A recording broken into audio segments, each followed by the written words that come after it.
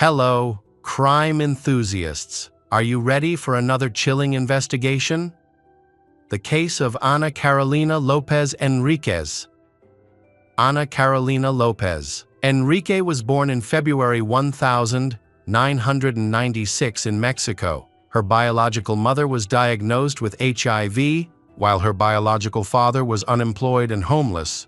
With such circumstances, it was difficult for her to have a normal childhood. However, her life changed when she met a man named Efren Lopez Tarango and his wife. Efren was born in 1924 in Chihuahua. By the age of 20, he and his first wife had 6 children, but their marriage eventually ended in separation in 1997. At the age of 65, he remarried. His second wife, Albertina Enriquez Ortegon, was 45 years old. They wanted children of their own, but were unable to conceive. So, they decided to adopt a child. After some time, Efren and Albertina met a little girl who had just turned 1 year old, Ana Carolina. They completed the adoption process at a family integration center known as DIF. After realizing their dream of becoming parents, they registered Ana as their daughter legally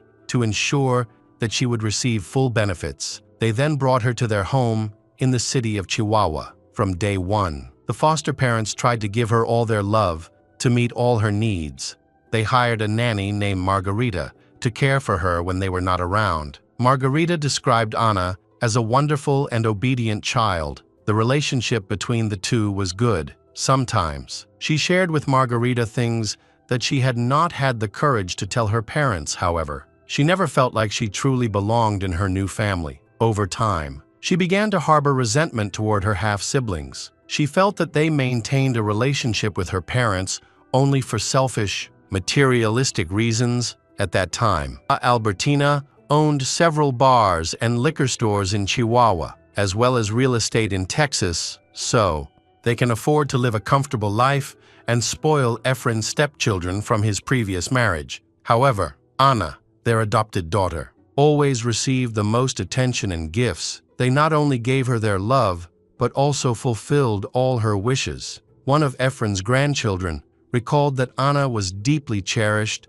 and always got whatever she wanted. She was among the first in the family to own a desktop computer, a mobile phone, and trendy clothes. People who knew Ana say that as a teenager, she always took care of her appearance. Her nails are always carefully taken care of, which showed that she frequented high-quality beauty salons. Her hair was soft, long, slightly wavy, and always neatly trimmed.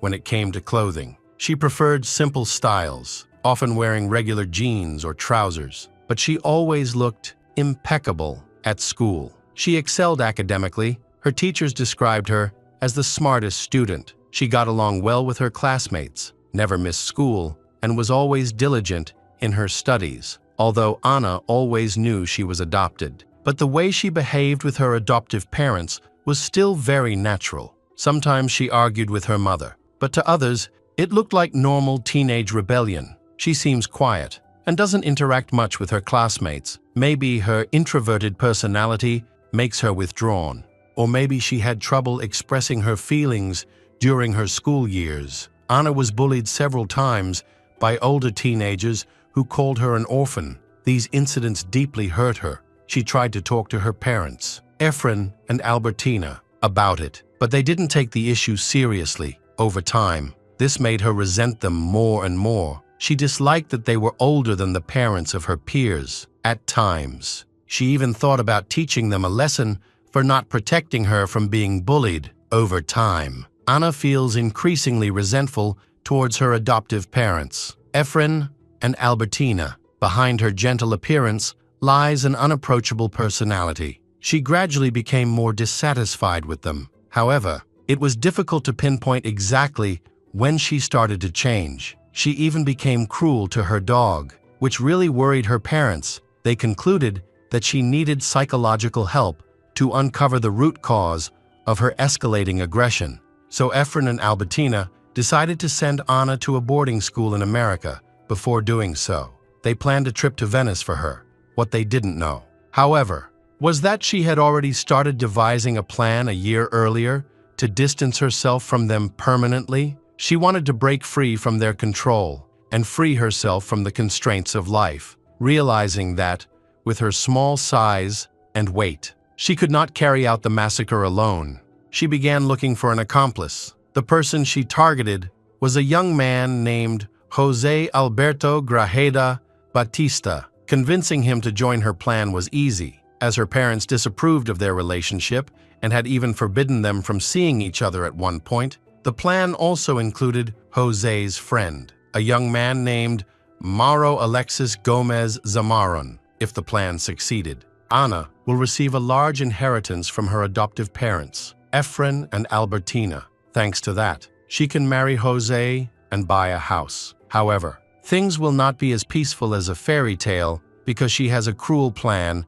to kill both Efren and Albertina. Ana chose Friday, May 3, 2013, as the day to carry out her plan. She chose this day because Margarita was off work that day, and her father, Efren, would be out bowling from lunch until dinner. This means her mother, Albertina, will be at home with her after Efren left the house. She secretly brought in her accomplices, Mauro and Jose. She then went into the kitchen and called Albertina, pretending to need help finding a recipe.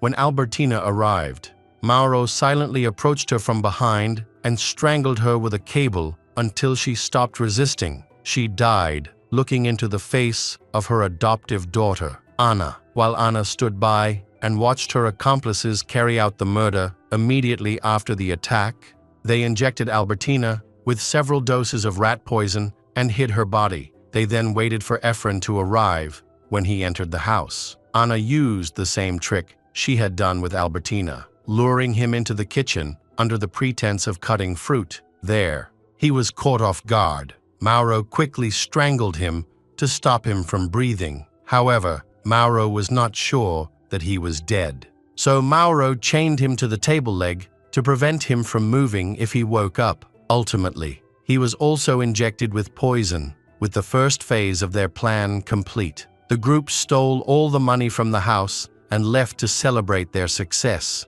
When they returned, they drank beer and chatted casually, much like ordinary teenagers. The next morning, they cleaned up the crime scene, wrapped Efren and Albertina's bodies in plastic bags, loaded them into a white van.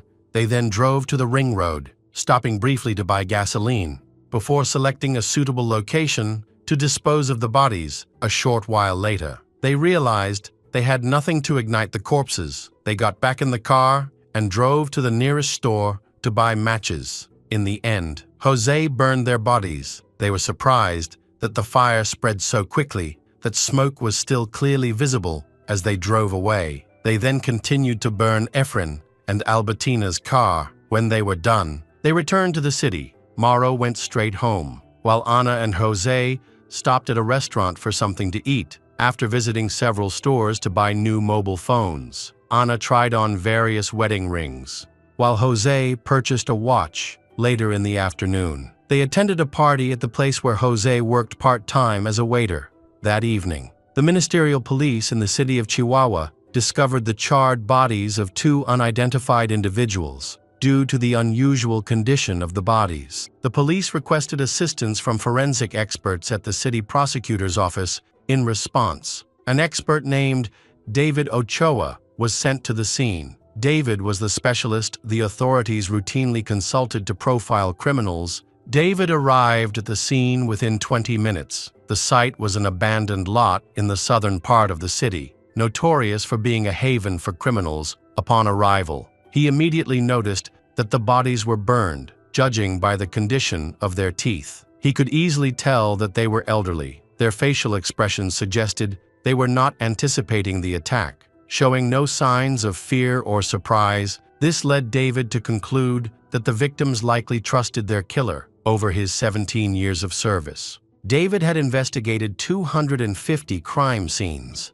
Part of his expertise involved constructing psychological profiles of criminals. He approached crime scenes as though they were works of art, analyzing every detail to understand the mind of the perpetrator. Even the smallest clues would reveal whether the attacker enjoyed inflicting pain or derived pleasure from the crime. Autopsies revealed that one victim was a woman in her 60s and the other a man in his 90s. The ages of the victims made the case extremely rare, especially since less than 1% of murders at the time involved people over 80. As experts worked to clarify the details of the incident, Anna attempted to report the disappearance of her parents, Efren and Albertina, initially. She reached out to her aunt, who advised her to contact the police and file an official report.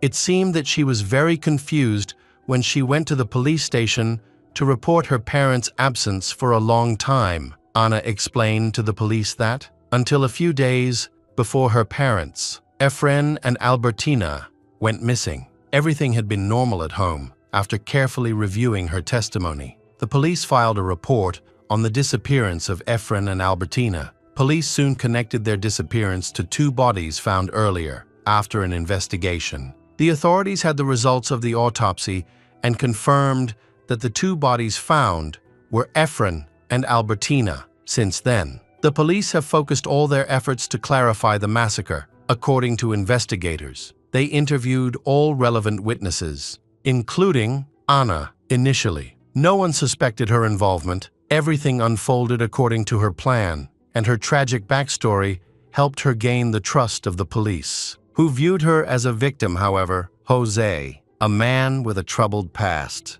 began to reveal contradictions in his testimony. Investigators pointed out inconsistencies in his testimony, causing him to waver. Within minutes, he confessed that he, Anna, and Mauro had killed her adoptive parents, Efren and Albertina, as part of a revenge plan she had devised. After confessing, he sought psychological support. Once he regained his composure, he provided a detailed account of the crime. According to Jose, the murders were motivated by Anna's resentment toward her adoptive parents, Efren and Albertina. One day, he asked if she wanted him to solve the problem for her. She agreed, and from that point on, the group worked together to devise a plan to kill Efren and Albertina. Meanwhile, Anna has a change of attitude after Jose is questioned again. Without hesitation, Anna confidently told the police that she felt no regret for her actions. Her only concern was that she could no longer marry Jose.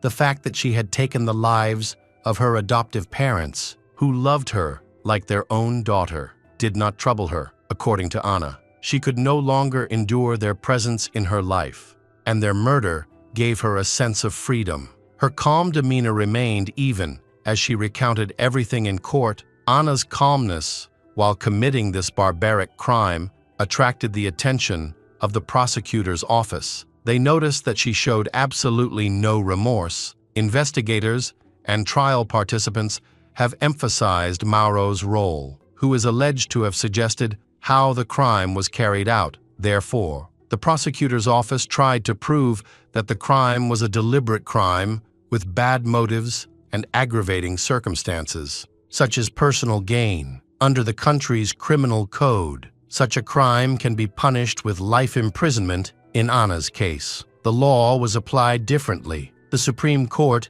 determined that she was a minor at the time of the crime, meaning her maximum prison sentence could only be 15 years, and that was only if she were convicted of aggravated murder. In contrast, her accomplices, Jose and Mauro, faced the possibility of spending the rest of their lives in prison. According to available records, they appeared in court in 2013. Chilling testimonies from the criminals revealed disturbing details. Mauro, one of the accomplices, may have been mentally unstable at the time of the crime. He suggested that Jose and Anna use the stolen money to buy food and supplies for themselves, acting as if nothing had happened when the details of the case were clarified. Mauro was the most reckless and heartless person in the group. He is the one who gives orders and commands to Jose and Anna. The group gathered all the tools used in the crime, placed them in a bag, and loaded it into the car they used to transport the bodies. Upon arriving at the location, they had chosen to dispose of the bodies. Mauro took charge. He removed the bodies from the car, and poured gasoline over them as their confessions were presented in court. The room was filled with cries of anguish. Some wept because they were hearing, for the first time, the horrifying details of how their loved ones were killed. Others were in shock, unable to believe that their children had been involved in a conspiracy to take the lives of two innocent people. Mauro's mother seemed to be the most affected by the situation. She occasionally glanced at their son, as if questioning whether he was still the same person she had raised. Unlike Jose and Mauro, Ana's trial was held in private because she was still a minor. This worked to Ana's advantage, allowing for a shorter trial that focused primarily on her mental health issues. She had already undergone a psychological evaluation, and the results were included in the case. The report was both shocking and revealing. Experts noted that, despite her young age, the girl showed serious signs of psychological disorders. She was said to have sadistic tendencies, lacked empathy, had no conscience, and was not emotionally attached to her parents. Criminologist David Ochoa, who was involved in the investigation, remarked that it was extremely rare to encounter a young criminal who didn't cry. He was particularly astonished that Ana was capable of harming the very people who had taken her in and provided her with a life of luxury. The prosecution then made a final argument, asserting that Ana was fully aware of her physical inability to carry out the plan on her own. Despite her adoptive parents' advanced age, she sought out someone with physical strength to help carry out the plan. Ana pleaded guilty to the murder of her adoptive parents under aggravating circumstances, as well as to robbery. As a result, she was sentenced to 14 years and 6 months in prison and was transferred to a social reintegration center for juvenile offenders. In contrast, her two accomplices, Jose and Mauro, who were adults at the time of the crime, each received a 37 years prison sentence. It is important to clarify the charges brought against each of the criminals. Judicial representatives concluded that, during different stages of the incident that led to the deaths of Efren and Albertina, both Ana and Mauro acted as the organizers. Ana was the one who proposed killing her adoptive parents. Efren and Albertina, however, it was Mauro who devised the plan for the crime. Consequently, Mauro was considered the main perpetrator as he executed the plan. While Ana played the role of an accomplice, Ana provided Jose and Mauro with information about her adoptive parents, chose the date of the attack, and assisted in preparing the crime after the verdict was announced. Relatives of Efren and Albertina spoke out. They could not believe that this had happened to their loved ones. They also found it disturbing that Ana showed no visible signs of remorse. One of Efren's nephews mentioned that Ana was not only loved by her foster parents, but also had all her wishes fulfilled. He said that although Ana sometimes showed rudeness like other teenage girls, she was still a gentle child. Additionally, Efren's family announced their intention to appeal to the state Congress to lower the age of criminal responsibility to 16 years. This is because Ana, due to her young age, could be released from prison relatively soon. Despite the severity of her crime, they found this deeply unjust. While they understand that lowering the age of criminal responsibility will not apply to Ana, they hope it can help prevent similar tragedies in the future. As Efren and Albertina's families grieved their loss, many of Ana's close friends were in shock. They could not believe she was capable of committing such a crime. Eventually, they decided to cut all ties with her, vowing never to speak to her again or visit her in prison. One of the people most affected by the tragedy was Margarita, Ana's former nanny. Devastated by the news of such a horrific crime, Margarita appeared in public in the days that followed looking exhausted. With dark circles under her eyes, she seemed so frail that many believed she might require immediate medical attention.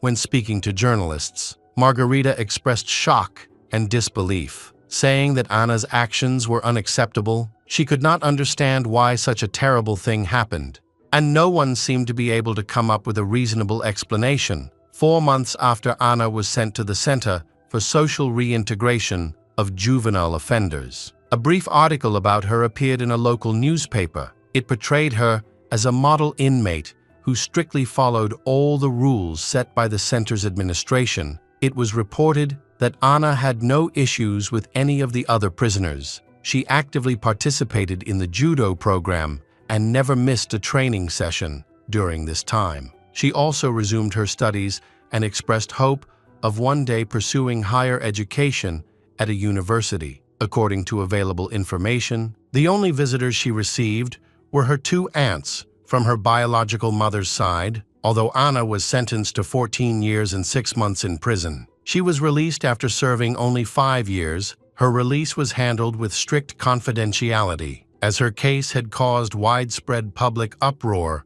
In March 2018, authorities decided to release her due to legal reforms addressing juvenile offenders. The changes reduced her maximum sentence to 5 years. After her release, Anna disappeared from public view, however. Reports indicate that Efren and Albertina's families filed a civil lawsuit to strip her of inheritance rights, arguing that her and her accomplices' actions led to the deaths of Efren and Albertina.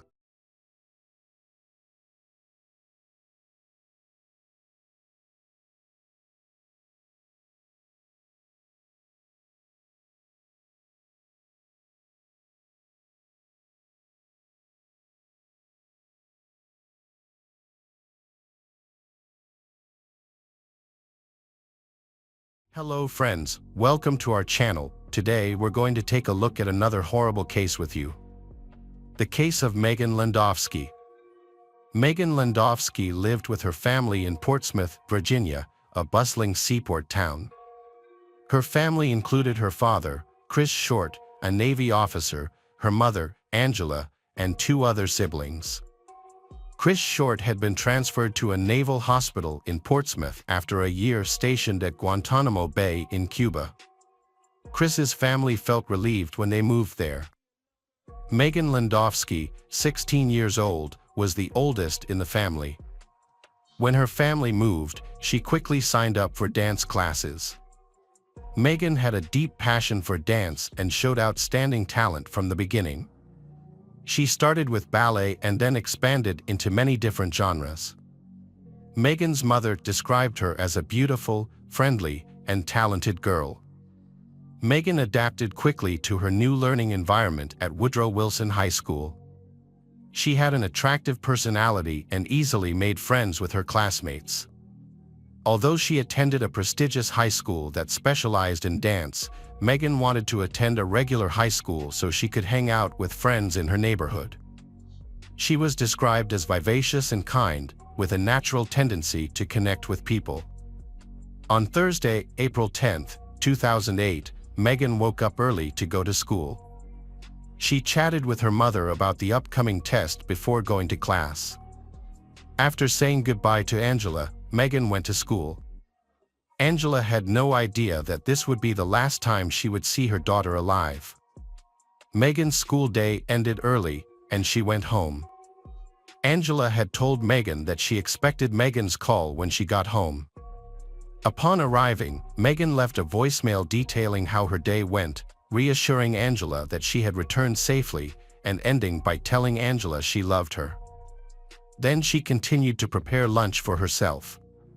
However, things took a terrifying and disturbing turn around 4 p.m. Megan's stepfather, Chris, returned home and found the door open. Although he didn't worry at first, he knew Megan had been warned about leaving the door open, so he trusted that she wouldn't leave it unattended like that. He called her name, but there was only silence. When he entered the kitchen, he was faced with a horrifying sight: Megan lying motionless on the floor. Chris quickly called the police and reported the incident. Local detective Doug Funkhauser suddenly received an alarming call reporting the murder of a young girl in town. Immediately, he rushed to the location of the crime, Roberts Court in Portsmouth. When he approached the scene of the crime, he saw horrifying signs. The bloodstains on the door handle were very clear. When he entered the kitchen, he discovered a gruesome scene. The body of a young girl lay on the floor, her body seriously injured. Megan had suffered multiple stab wounds on her back, neck, face, and throat, and her mouth was sealed with tape. For Detective Doug, this case was one of the most brutal cases he had ever investigated. An initial investigation revealed no signs of forced entry. However, a leaf found inside the home matched a bush outside a first-floor window, suggesting that the killer may have entered through that window. In the upstairs bedroom, signs of a struggle were evident on the bed. Megan's underwear was on the floor, and a box of duct tape was found under the left corner of the bed, appearing to match the tape used to bind Megan's hands and face. Forensic experts found blood on the tape and other items, which were collected for further analysis, including pillows, sheets, and blankets. Additional forensic testing indicated that the bedroom was the scene of the sexual assault, as traces of the killer's semen were found on Megan's comforter and underwear. These findings suggested that Megan had been assaulted in the bedroom before the attack downstairs. Megan was found with a large number of injuries, 43 stab wounds, including 11 post-mortem. The forensic team also reported that Megan was naked from the waist down, with her hands bound behind her back with duct tape. The murder weapon was determined to be a missing kitchen knife. Investigators later found the knife in the sink and determined that the initial attack had occurred in the bedroom, but Megan had somehow escaped down the stairs. Investigators discovered that the perpetrator left footprints during the crime and then washed his hands in the kitchen sink. A second knife used in the crime was discovered in a nearby drain. Detectives quickly searched the neighborhood for witnesses, but no one provided any useful information. The killer appeared to have escaped undetected during the day.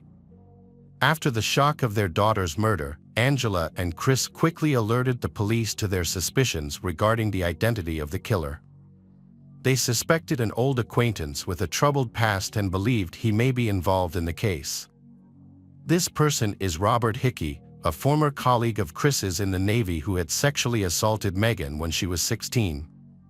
Chris and Robert had worked together as technicians and had become close friends, often inviting Robert and his family to their home. Megan's behavior changed dramatically after the abuse. She became withdrawn, and her grades began to decline. Chris noticed the change and asked her what was wrong, but she was initially reluctant to talk about it. Eventually, Megan confided in Chris, revealing that Robert had been sexually assaulting her in secret. Chris was furious and immediately cut off ties with the Hickeys. He also reported the abuse to the authorities. Around the same time, Megan's parents filed a lawsuit against Robert, just 5 months before she was murdered.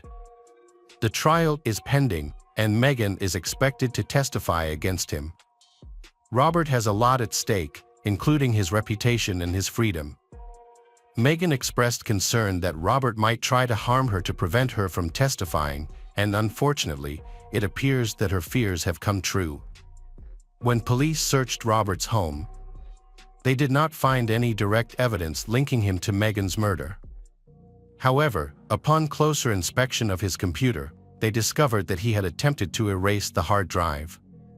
Investigators were able to recover a recently deleted file containing sexually explicit images of minors. This discovery led to Robert being charged with possession of child pornography and becoming the prime suspect in Megan's murder. He was brought in for questioning, and authorities hope that he will confess to the crime. Robert was visibly nervous throughout the interview, but he insisted that he was at the Navy base on the day of Megan's murder. He denied any involvement and claimed he had not left the base. However, after verifying his alibi with his colleagues, the police discovered a gap in his timeline, raising the possibility that he might have been involved in the murder. The police obtained surveillance footage from the base but found no evidence that Robert had left. Despite this, he remained a suspect. To investigate further, a DNA sample was taken from Robert to compare with the DNA found at the crime scene. The results showed no match, ruling out Robert as the killer. This discovery left the police without any leads or suspects, leaving them frustrated. They then turned their attention to Chris, who had discovered Megan's body. After taking a DNA sample from Chris, he was quickly cleared. Megan's family members, including her younger brother, Corey, were also ruled out as suspects. The autopsy revealed that the murder was extremely brutal, indicating that the perpetrator had used extreme violence against Megan. Given Megan's popularity and gentle nature, it was difficult to narrow the investigation based on hostile relationships. This made the identity of the killer even more mysterious. The investigation into Megan's case did not produce any suspects. Detectives focused on Megan's life at school and interviewed each of her friends. Megan's best friend was interviewed but did not provide any useful information. Police then spoke to other friends and acquaintances from Woodrow Wilson High School and learned that Megan had dated a few people but nothing too serious. Although these men did not appear to be suspects, police asked them to provide DNA samples as a precaution. Meanwhile, experts retested DNA from the crime scene, which suggested that the killer was likely an African American male. For 6 months, no major developments were made, but that changed when a helpful classmate provided valuable information, a list of boys with whom Megan had occasionally flirted. Police looked through the list and found that they had spoken to all of the boys on the list, except for one, a 17-year-old named Robert Lee Barnes. Megan and Robert Barnes were both in the performing arts program at Churchill High School. Megan confided in her friend that she believed Robert might have a crush on her. At school, Robert was considered an excellent violinist, and as a student, he had always earned good grades, exhibited exemplary behavior, and had no disciplinary problems. As one of Megan's friends, Robert visited Megan's home several times, showing respectful behavior during these visits, and Megan's parents were very fond of him. When the police questioned Robert about Megan, he described her as a kind and pleasant person and was shocked that someone would want to harm her. He mentioned that he and Megan had attended shows together and occasionally hung out. However, towards the end of the interview, Robert's demeanor changed when he was asked to provide a DNA sample. Unlike Megan's other classmates, who were cooperative with the request, Robert hesitated and then refused, which aroused the suspicion of the investigators. Robert said that his mother did not allow the DNA test, but the police informed him that his parents' permission was not required because he was almost 18 years old.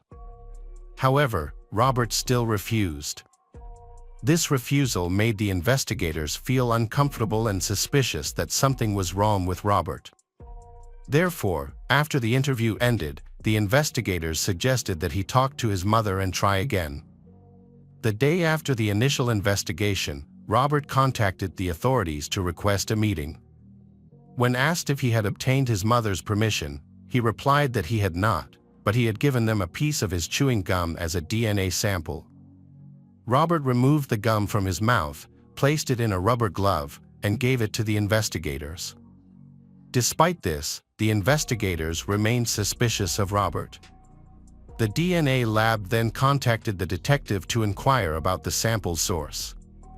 After confirming that Robert had indeed placed the gum in the glove, the lab questioned whether he had been continuously monitored while providing the gum. This investigation was prompted by the surprising fact that the DNA on the gum matched that of a woman.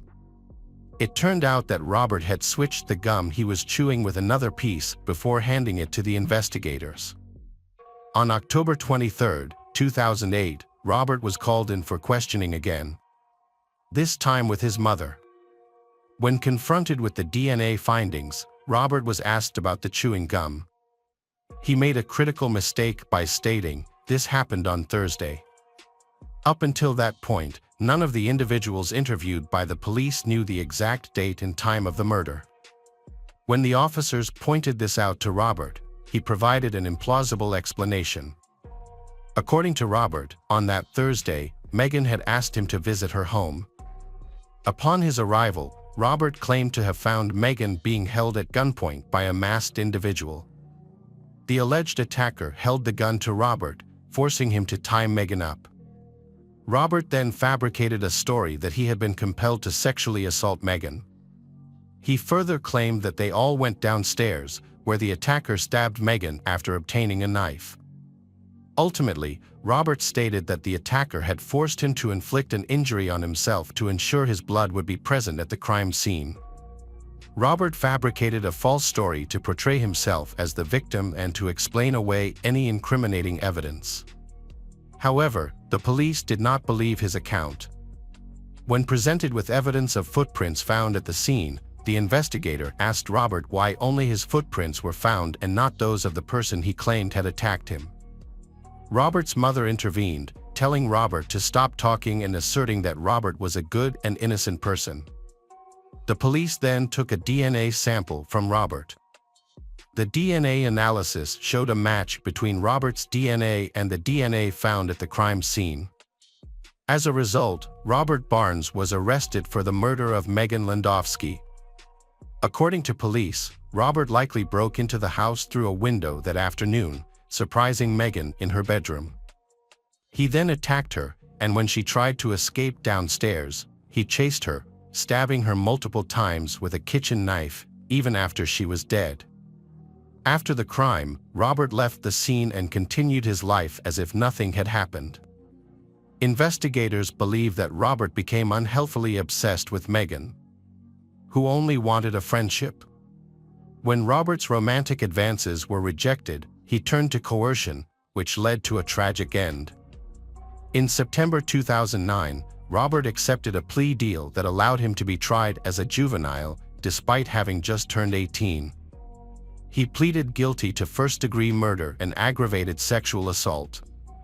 As a result, Robert Lee Barnes was sentenced to 42 years in prison and is currently serving his sentence at Red Onion State Prison in Wise County, Virginia. Regardless of the motive behind Robert's actions, whether it was love, lust, bitterness, or the pain of rejection, none of these reasons justify his horrific crimes against the person he claimed to love and care for. Robert chose the path of destruction, taking the life of an innocent person and ruining his own life.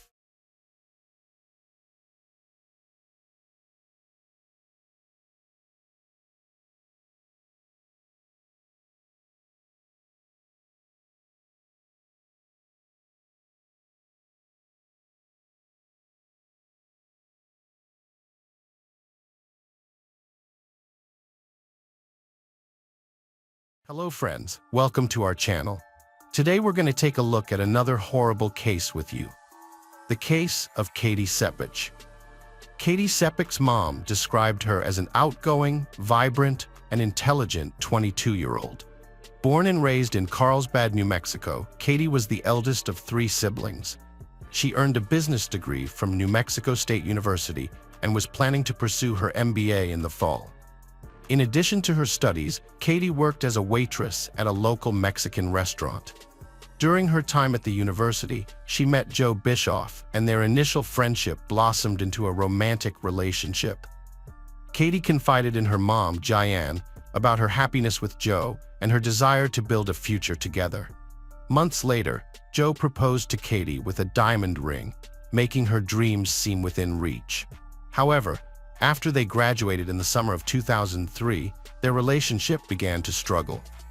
They faced challenges when Katie decided to continue her studies, while Joe returned to his parents' home in Gallup, New Mexico, a small city 350 miles from Las Cruces. Katie was devastated when Joe had to leave, making their long-distance relationship extremely difficult. Despite the challenges, they found ways to reunite occasionally. One such opportunity arose on Labor Day weekend in 2003, when Joe visited Katie and Katie was ecstatic. However, their reunion took a devastating turn. On Saturday, August 30th, 2003, Katie enjoyed a fun night out with Joe and their friends, visiting several bars before ending up at a local house party. But after that, Katie vanished. The next day, Katie's mother, Diane, received a life-changing phone call. Diane recalled the moment she discovered her daughter was missing. She described how, on August 31st, 2003, her family had woken up to a beautiful day filled with friends and family as they prepared to celebrate Labor Day weekend with a cookout. Then, at 2:15 that afternoon, the phone had rung, Veronica asking if they had talked to Katie that day. Veronica, Katie's roommate, was frantically calling everyone who knew Katie, trying to find out if they had seen her. She had already contacted all of Katie's friends and even checked with local hospitals, but no one had any information about her whereabouts. According to Veronica, Katie had left a party alone the previous night. Veronica and her boyfriend Joe had stayed behind and fallen asleep at the party house. They assumed Katie had gone home, but when they woke up the next morning, Katie was nowhere to be found. Katie's family immediately notified the police and filed a missing persons report. Shortly after, a disturbing discovery was made near a desert landfill. A deceased female body, partially undressed and exhibiting clear signs of a recent and intentional murder. The police were called to the scene and found no identification near the body. However, they could tell that the body had been there for no more than a day. The victim appeared to be between 20 and 25 years old, and the fact that she was naked from the waist down suggested that the motive behind the crime was likely sexual. The victim's body showed signs of strangulation, leading investigators to initially suspect it as the cause of death. Upon closer inspection, they noticed no signs of struggle near the body, indicating that she likely died elsewhere and was moved to the desert landfill to delay discovery. Further examination revealed burn marks on her arms and back, suggesting the perpetrator attempted to dispose of the body or destroy evidence by setting her on fire. The police soon connected the dots between Katie's disappearance and the unidentified body. Katie's father was tasked with identifying the body at the morgue, an experience that left him and his wife, Gianna, shattered. The body was their daughter, Katie. The police's first step was to interview Katie's roommate, Veronica, and her boyfriend, Joe. It was unusual that they stayed at the party while Katie left alone in the middle of the night. However, Joe was uncooperative, claiming that Katie had left her belongings behind. The detective retraced Katie's likely route, knocking on doors and speaking with residents, hoping to gather information. Unfortunately, no one reported seeing or hearing anything unusual. However, one discovery suggested that Katie may have reached her house but never entered it. Katie left her house without her keys. The investigator found her shoes outside her bedroom window, suggesting she tried to sneak back in. It looks like someone attacked her at that moment, as evidenced by footprints in the gravel. Katie put up a fight, but sadly, her attacker was too strong. The police think the killer then took her body to a desert landfill and tried to burn. The investigation focused on the party Katie attended earlier that night, which about 40 people went to. It's possible someone followed her home and attacked her. Could it have been her boyfriend, Joe? The police interviewed everyone at the party and discovered something important that Joe hadn't mentioned.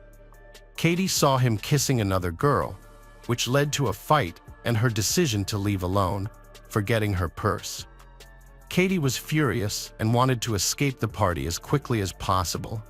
However, when the police first questioned Joe, he didn't mention the argument they had. He also didn't tell Katie's parents, who were wondering why she left the party alone, about the fight. Later, the investigators questioned Joe again, telling him they knew about the argument because Katie saw him kissing another girl. Joe admitted it was true. He claimed that after Katie left, he followed her in his car, but only drove up to her house and didn't go inside. He thought she was asleep because her bedroom light was off, so he returned to the party. It turned out Joe wasn't at the party when Katie was attacked. None of the partygoers could confirm exactly when Joe got back. He might have had time to commit the crime, take Katie's body to the desert, and return to the party. When the investigators questioned the party attendees, they found another suspicious detail. After returning to the party, Joe started calling Katie's cell phone, which was in her purse. He found the phone when it started ringing and knew it belonged to Katie. Despite this, Joe continued calling her phone until morning. The investigators were puzzled by Joe's behavior and wondered if he was trying to create an alibi or feign concern for his girlfriend Katie. They wanted to question him further, but Joe refused to cooperate with the police. His absence from Katie's funeral only fueled their suspicion. The investigators needed to obtain his DNA sample and compare it to the DNA evidence found on Katie's body. The evidence included human skin cells discovered under her fingernails, which were identical in all 3 locations. However, getting Joe's DNA sample proved to be a challenge. He was out of town, and his parents had hired a lawyer who informed the police that Joe was refusing to provide a DNA sample. Looking at Joe's suspicious behavior, everyone was convinced he was hiding something and possibly involved in Katie's death. The police needed a legitimate way to obtain his DNA to confirm their suspicions, but it took time. While they worked on that, they also explored other leads, investigating similar cases to see if Katie was the only victim. The DNA samples found on Katie's body didn't match anyone in the national database. So, the investigators went back to the party where it all started. They asked all the male attendees to provide a DNA sample, and everyone agreed since they had nothing to hide. However, none of their DNA samples matched the one found on Katie's body, which led the investigators back to Joe. He was the only one who refused to provide his DNA, but the police found another way to get it.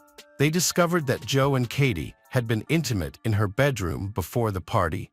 The police took the bedsheet from Katie's room, hoping to find Joe's DNA, and they were successful. However, the male DNA found on the bedsheet didn't match the one found on Katie's body, clearing Joe of any involvement in her death. This raised another question.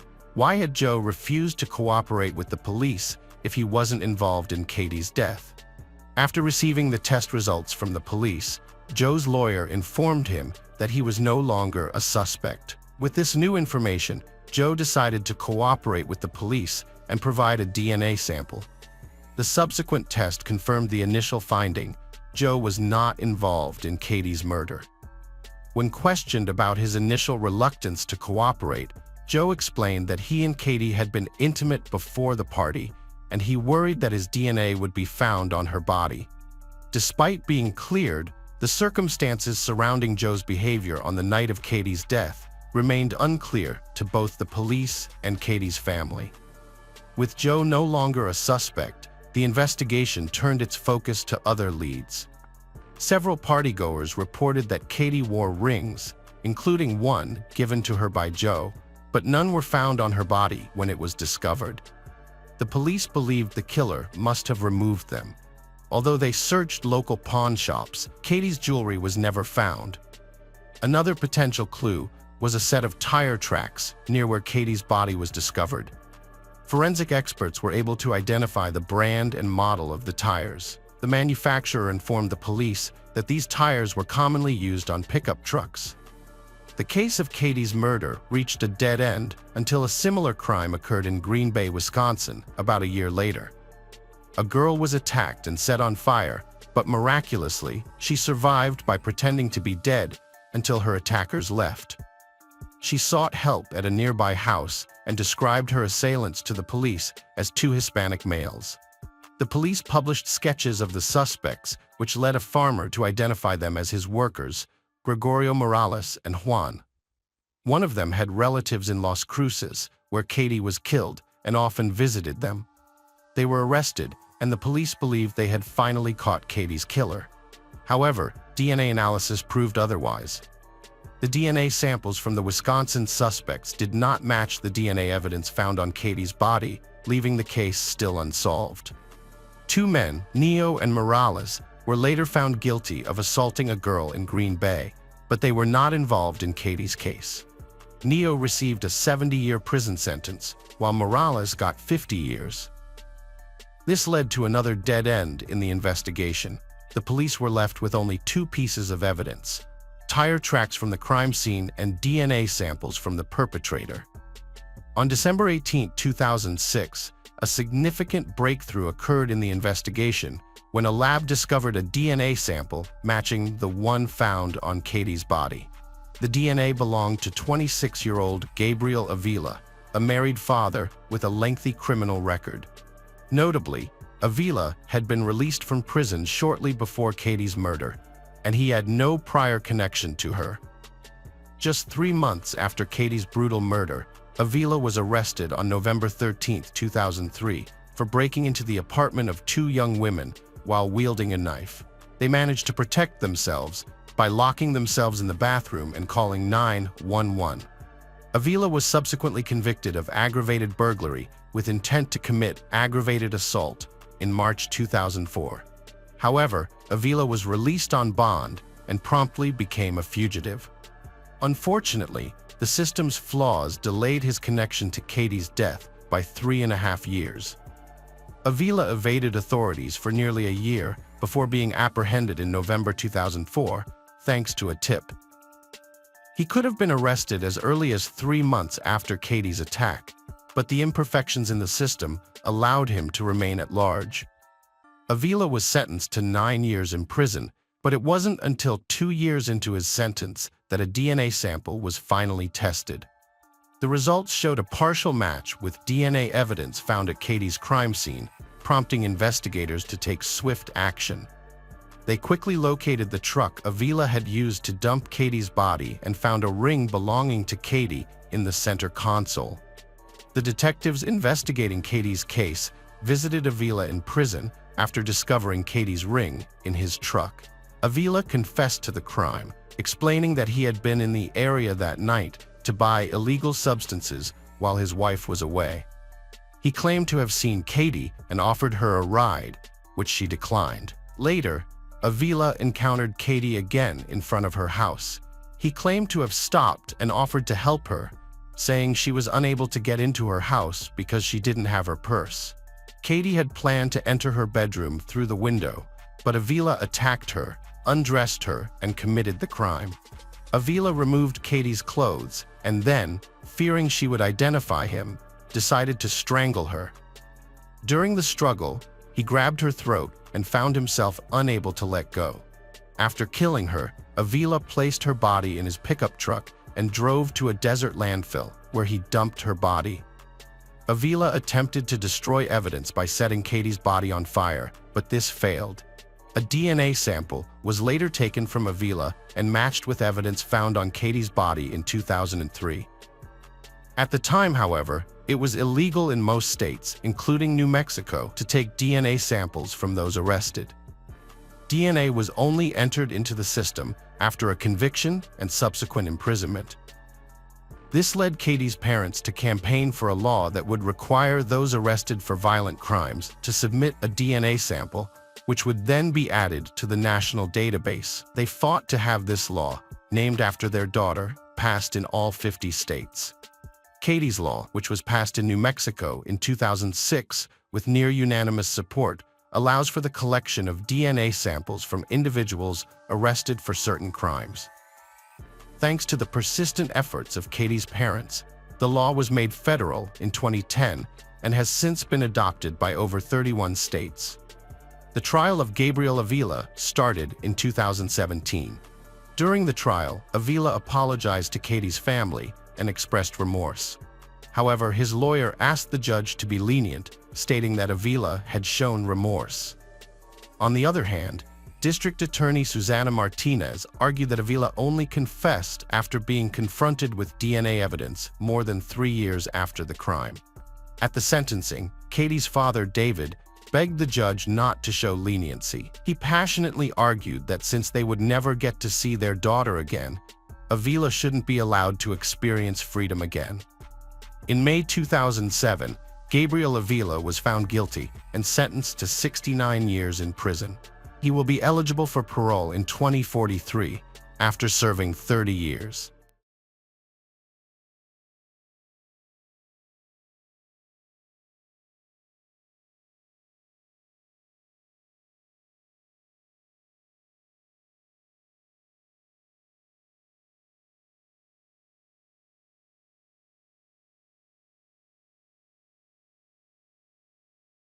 Hello friends, welcome to our channel. Today we're going to take a look at another horrible case with you, the case of Mindy Morgenstern. Mindy Morgenstern was born on April 29, 1984 in Bogota, Colombia. She was adopted by Eunice and Larry Morgenstern, farmers from New Salem, North Dakota, USA, who already had a biological daughter named Rebecca. They had previously adopted a boy named Michael, and then, 10 years later, they adopted April, also from Colombia. When they discovered April had a younger sister, Mindy, they adopted her as well, making her their fourth child and third adopted child. Growing up on the farm was ideal for Mindy. She enjoyed horseback riding, playing basketball, and helping her parents with farm work, including driving a tractor. After graduating from high school, Mindy left New Salem and moved to Valley City, where she thrived in student life. Her outgoing and cheerful personality quickly helped her make many new friends. Mindy was a dedicated student who balanced her studies with a part-time job as a waitress at a local restaurant. It seemed like she was on the verge of achieving her goals, but her life took a devastating turn. Mindy's friends and family noticed that she was unreachable on September 13, 2006, which was unusual because she was always quick to respond to calls and messages. Concerned about her whereabouts, her friends Tony and Danielle decided to visit her apartment to check on her. When they arrived, they saw her car parked in the lot, which indicated that she was likely at home. Danielle waited in the car while Tony went up to Mindy's second-floor apartment. Despite knocking on the door, there was no response. Tony entered the dark apartment, stumbled upon a disturbing sight, and turned on the light to reveal Mindy's body with neck injuries. Overcome with shock, Tony ran outside to inform Danielle, still waiting in the car. Mindy's friends entered her apartment, but they were met with a disturbing scene. Mindy's neck had knife wounds, and an empty bottle of cleaning agent lay nearby, its strong smell permeating the air. Danielle quickly called 911 to report the discovery of her friend's body. As they waited for help to arrive, a neighbor from the same floor, who had been alerted by the noise, came to investigate. He approached Mindy, checked her pulse, and sadly announced that she had passed away. Soon after, the police arrived at the apartment. Upon entering, the detectives were immediately struck by the overpowering smell of the cleaning agent. They found Mindy's body lying in the living room, with a belt wrapped around her neck and a broken knife protruding from it. The handle of the murder weapon was found next to Mindy's body. In an attempt to destroy evidence, the killer used a cleaning agent, but forensic experts still managed to find crucial evidence, including skin particles under Mindy's left-hand fingernails, indicating that she fought back against her attacker. As investigators searched for a motive, they quickly dismissed the possibility of a robbery gone wrong. Mindy's purse, phone, wallet, and cash were all still present, untouched, and her jewelry remained unaffected. It seemed that the attacker's intentions were not financially driven.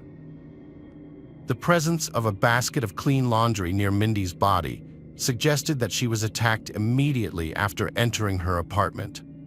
Furthermore, there were no signs of forced entry on the front door, implying that the killer either knew Mindy or entered the apartment shortly after she did. The next day, the detectives informed the Morgenstern family that Mindy had passed away. The news brought grief to her parents, brother, and sisters. The family was confused, as Mindy was well liked by everyone and had no known enemies. Her friends had no history of trouble with the law. Mindy's friends, Tony and Danielle, revealed to investigators that they were not alone in the apartment. A neighbor from the same floor had entered Mindy's apartment after hearing their screams. He attempted to check Mindy's pulse, pronouncing her dead. When questioned, the neighbor explained that he had used the back of his hand to avoid leaving his fingerprints on Mindy's wrist. When questioned about the scratches, Robert Lind claimed they were work-related injuries, explaining that his job working with steel often left him with scratches.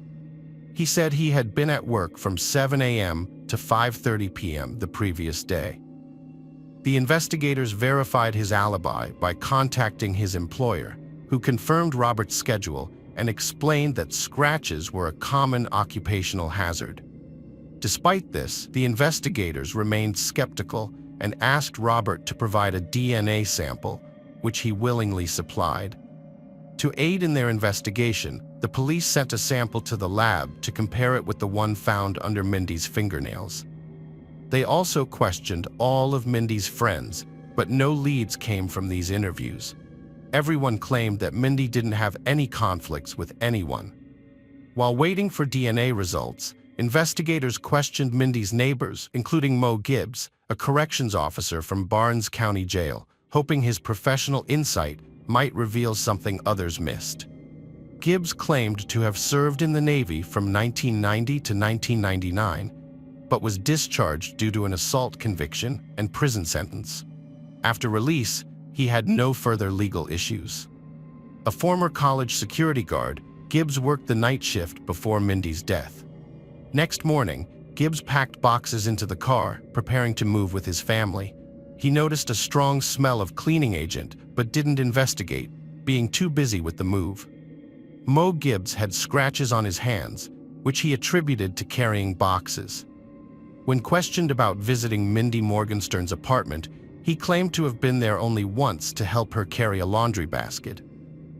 Investigators requested a DNA sample from Gibbs, which he readily provided. After collecting the sample, the police released Gibbs. They then spoke with Mindy's co-workers at the restaurant where she worked, seeking information about anyone who might have known her well. They discovered that a frequent visitor, Ralph, who lived in a nearby trailer, made Mindy uneasy. The police decided to question Ralph, who denied knowing Mindy or having any conflicts with anyone at the restaurant. Ralph didn't have a solid alibi, but he did provide a DNA sample, which was sent to the lab for analysis along with the other evidence. The detectives then turned their attention to Mindy's boyfriend, Jordan Ram. Like Mindy, Jordan came from a local farming family, and they had been together for over a year. They met at church, where they were regular attendees. Jordan had a clean record and was well liked in the community. He appeared to be deeply committed to Mindy, often taking her to spend time with his family. However, Mindy's parents mentioned that Jordan would sometimes show up at their farm uninvited, asking Mindy to leave with him. This behavior hinted at jealousy, but Eunice and Larry didn't think he was capable of harming their daughter. The police asked Jordan to come in for questioning, and he readily agreed. During the interview, Jordan cooperated fully and answered questions honestly, trying to help the investigators in any way he could. Jordan claimed to have seen Mindy the day before she died, when they went shopping and visited a video rental store. The next day, Mindy called him at 10:45 a.m., which was the day she died. This was unusual because Mindy normally called Jordan around 10 times a day, but on this day, she didn't call again or respond to his attempts to reach out. Jordan told the police about his whereabouts at the time of Mindy's death, saying he was working on his family's farm. He agreed to provide a DNA sample and take a polygraph test, but his results were inconclusive due to his anxiety. The police let him go and sent his DNA sample to the lab while they checked his alibi. However, Jordan wasn't the only person in Mindy's life who raised suspicions. Kyle Kia, Mindy's ex-boyfriend, was another potential suspect. They had broken up over a year before her death, but something strange happened after their breakup. Kyle was the love of Mindy's life, and they had been together for 2.5 years. Kyle's family had loved him, and Mindy thought she would marry him one day. After their breakup, Kyle moved to a new place about an hour away from Valley City. Mindy was worried that Kyle would find someone else, which led to their breakup. According to Kyle, he ended the relationship because he needed to move on with his life. Mindy tried to win him back, but Kyle had already started seeing someone else and stopped communicating with her. About 7 months before her death, Mindy visited Kyle's house to talk, but he told her to leave. They hadn't spoken since then. When questioned by investigators, Kyle expressed regret over how he had treated Mindy. Kyle also revealed that Mindy had been in touch with his father, Rodney Kia, which was unusual. Mindy's friends said Rodney would call her several times a day, sometimes just a few times a week. Kyle thought his father was too attached to Mindy and had even asked him to stop contacting her. Rodney's wife was upset about the situation, as he was married.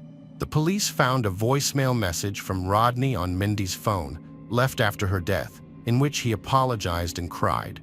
The police found the close relationship between Rodney and Mindy suspicious and brought him in for questioning. Rodney admitted his attachment to Mindy was strange, triggered when she dated Kyle and reminded him of his young wife. They started talking about Kyle, then discussed other topics, frequently texting even after his wife found out. Mindy often initiated conversations, sometimes up to 20 times a week. Rodney, who considered Mindy like a daughter, was shocked when he heard about her tragic fate. He left an emotional voicemail for the investigators, which, although sincere, didn't dispel their suspicions. In fact, it's possible that he became obsessively fixated on her.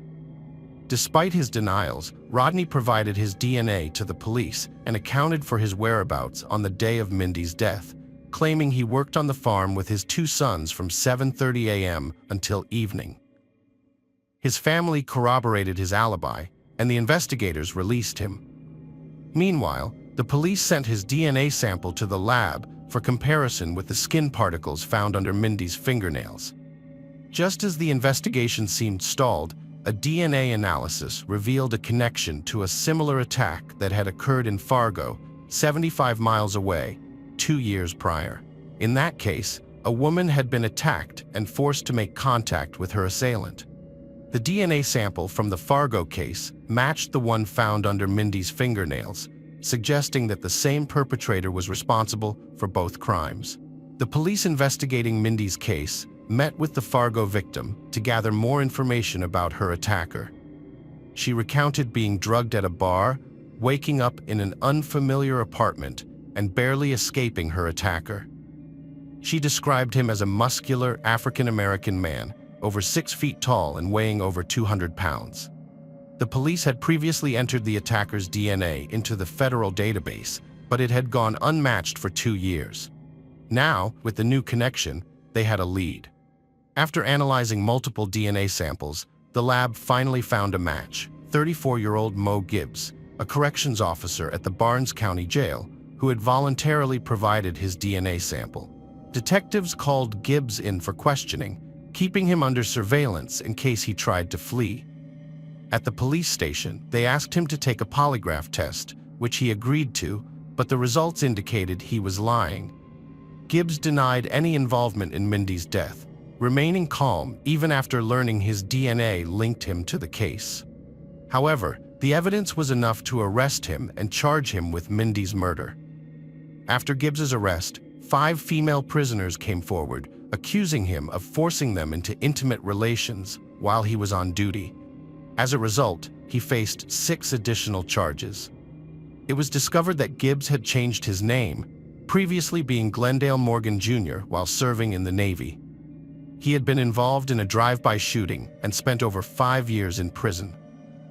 Gibbs pleaded guilty to all charges except those related to Mindy's death. His defense claimed that his DNA was under Mindy's fingernails because she touched the same door handle as him, but the prosecution believed he entered her apartment, forced her into intimacy, and then killed her when she resisted. The judge deemed the evidence against Gibbs to be overwhelming and sentenced him to life imprisonment without parole. Gibbs also received additional sentences of 12 years for assault and 15 years for related charges. Although Mindy's mother publicly forgave Gibbs, she made it clear that she would never forget what he did to her daughter.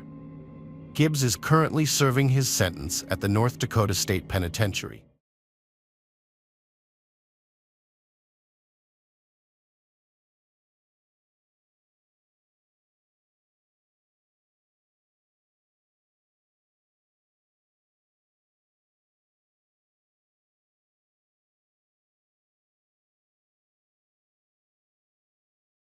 Hello friends, welcome to our channel.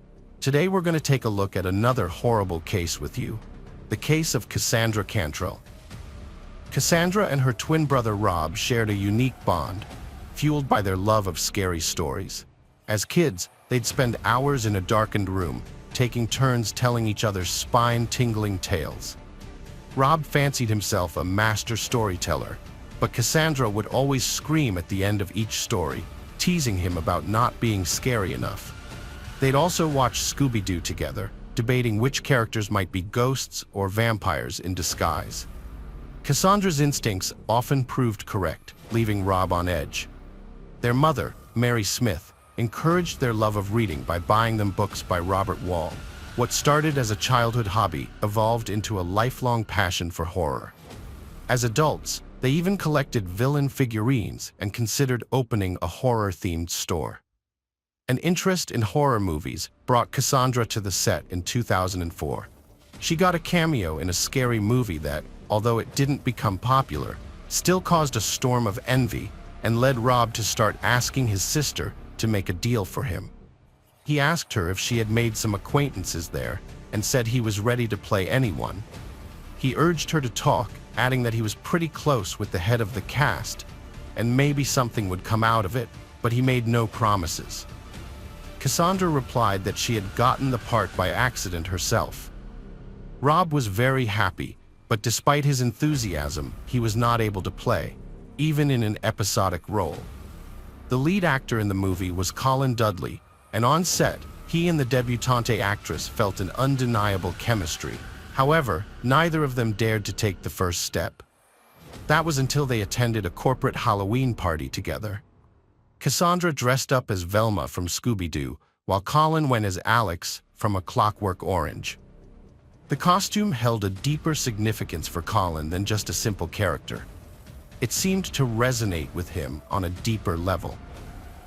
He had been walking with a glass of milk all evening, looking at everyone with a glare, just as his character had done in the movie. He had also quoted a lot from the book. For example, he had looked at Cassandra with delight and had said that beauty invariably caused his only desire to destroy it, for it did not fit at all into their ugly world. Cassandra had thought it was a compliment, and they had soon started dating, but their relationship had not lasted long, only a couple of months. Colin had found another actress, Rebecca, and had started dating her, and later on, the couple had started living together. On August 25, 2020, Cassandra Cannell vanished without warning. She drove away from home in an unknown direction and failed to respond to phone calls. When her mother, Mary Smith, reported her disappearance to the police, they were initially reluctant to take action, suggesting that Cassandra might simply be out with friends and would turn up soon. But Mary was convinced that something was seriously wrong and pressed the police to investigate. It took 2 days for them to begin searching for Cassandra, and on the third day, they found her car parked under a bridge in a notorious neighborhood known for its high crime rate and homeless population. The car was unlocked and the keys were still inside. The discovery raised more questions than answers. Why was Cassandra in this dangerous area, known for its frequent violent crimes and drug-related deaths? The police had to canvass the neighborhood, questioning homeless individuals who, unsurprisingly, were hesitant to cooperate with the authorities. The residents living under the bridge, who spent their days drinking, had no information about Cassandra's whereabouts or when her car arrived. This lack of knowledge was hardly surprising. The detective in charge of searching for Cassandra had obtained her cell phone billing records, as per protocol, but based on his experience, he doubted it would lead to any useful leads, and indeed, it didn't. The signal from Cassandra's phone indicated it was in the nearby body of water under the bridge. Unfortunately, this meant the detectives would be unable to retrieve the phone and access the crucial information it held.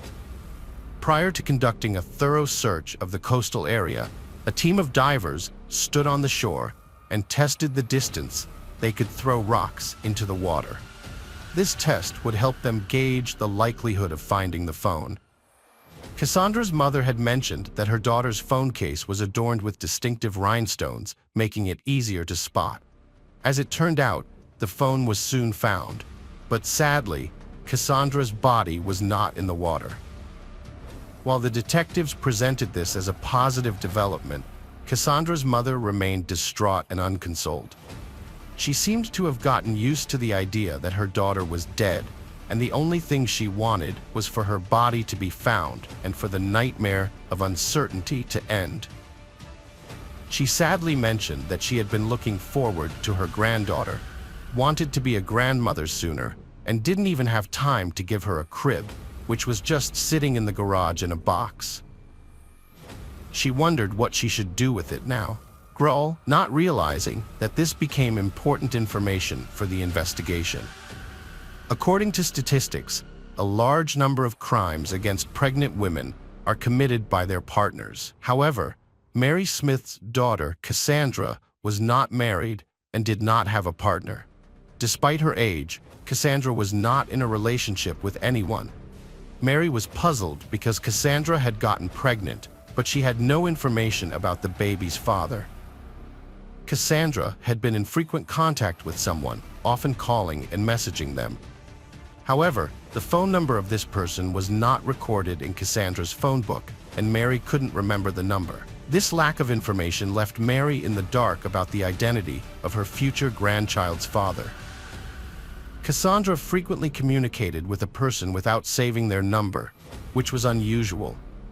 Typically, girls couldn't keep their relationships completely secret and would confide in at least one friend, especially when it came to sensitive topics like pregnancy.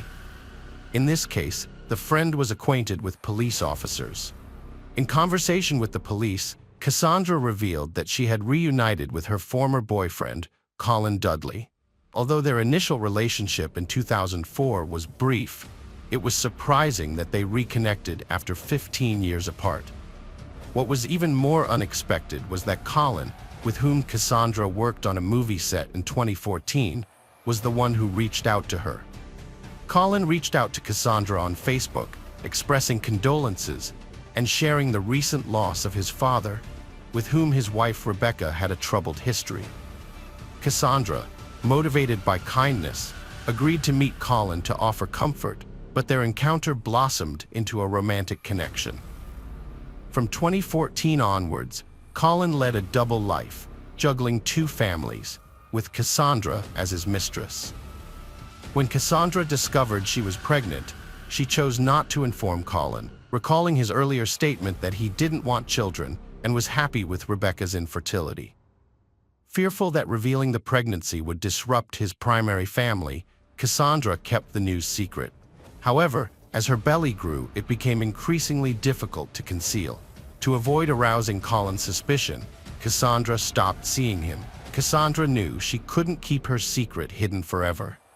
Lying about having another boyfriend would hurt Colin and lead to their breakup. So she made the difficult decision to tell him the truth. She was pregnant with his child. Over the phone, Colin initially remained silent, but then surprisingly expressed his delight at the news. Cassandra believed he was genuinely happy about it. Meanwhile, a detective arrived at Colin's house and knocked on the door. Colin's wife answered, and the detective, not wanting to discuss Colin's missing mistress in front of her, introduced himself as an old friend of Dudley's, avoiding any awkwardness. Colin quickly left the house with the detective, shutting the door behind him, and walked away from the house without even waiting for an introduction. He seemed to have been expecting their meeting. Colin thanked the detective for being discreet about his credentials in front of Rebecca. He spoke in short sentences, explaining that he had heard Cassandra was missing and found it extremely strange. He admitted he couldn't even guess where she might have gone. He told the detective that Cassandra had confided in him about her fight with her brother and was worried about it. He had advised her to make amends, but didn't know if she had taken his advice. The detective already knew about the fight between Cassandra and her brother, Rob, who had spoken to him about it. Rob had refused to meet with Cassandra on the day she disappeared, which he now regretted. Colin blamed himself for not being able to prevent her disappearance, thinking that if she had visited him that day, she might still be safe. Colin confessed to the detective that he wasn't a good person and acknowledged his past mistakes. He had secretly dated his ex-girlfriend, Cassandra, while still married to Rebecca, knowing it was wrong. He believed that his actions would have consequences in the afterlife, but insisted that he couldn't help who he fell in love with. After his father's death in 2014, Colin resumed his relationship with Cassandra, fulfilling one of his father's wishes. He had broken up with her soon after Christmas, which his father had criticized him for. His father had liked Cassandra, unlike Rebecca, whom he hated. Colin explained that living a double life for 5 years had been exhausting and guilt-ridden. He made excuses to hide his late-night returns, pretending to go on business trips or fishing, which he despised. He even bought fish to deceive Rebecca, who would cook them, despite the smell making him sick. Colin mentioned that Cassandra was pregnant, but didn't know who the father was. He heard from a close friend that Cassandra claimed the baby was his, which he found hard to believe. Lately, Cassandra had been avoiding him, and he understood why, as she wanted a family, something he couldn't provide. The detective asked Colin when he last saw Cassandra, and he replied that he couldn't remember, guessing it was around 3 to 4 months ago, except for a brief encounter at the mall when his wife was in the fitting room. Colin asked the detective if they thought they would find Cassandra alive, and the detective assured him they were doing everything possible. However, this wasn't Colin's last encounter with the detective. The police discovered that Colin was the owner of the unsigned phone number Cassandra's mother had mentioned. It turned out that Cassandra had frequently called Colin, including on the day she disappeared. Additionally, CCTV footage from the train station near the bridge where her car was found showed a suspicious man on the platform. The suspect wore a disguise, covering his face and head, making it impossible to identify him. However, the detective noticed that the man's gait and hat were eerily similar to those of Colin Dudley and Alex from A Clockwork Orange. The detectives followed the suspect through CCTV cameras, watching as he entered a cafe, left, and drove away in a car with a license plate registered to Colin Dudley. Armed with a search warrant, the police searched Colin's house, hoping to find Cassandra alive in the basement. Initially, they found no evidence of a crime, but they did discover the hat Colin had worn as a disguise. In the basement, a service dog trained to detect blood scents began barking, suggesting something was amiss. Colin claimed innocence, stating that the police were trying to frame him due to a lack of evidence and suspects. His wife was shocked and upset, but when asked if she thought her husband was capable of murder, she hesitated before saying no. Despite the circumstantial evidence, there wasn't enough to imprison Colin, frustrating Rob and Mary Smith and leaving the detective feeling helpless. Colin was questioned again, and he provided an alibi, stating that he had visited a hardware store on the morning of August 25th to buy cleaning supplies and trash bags. However, the large trash bags raised suspicions.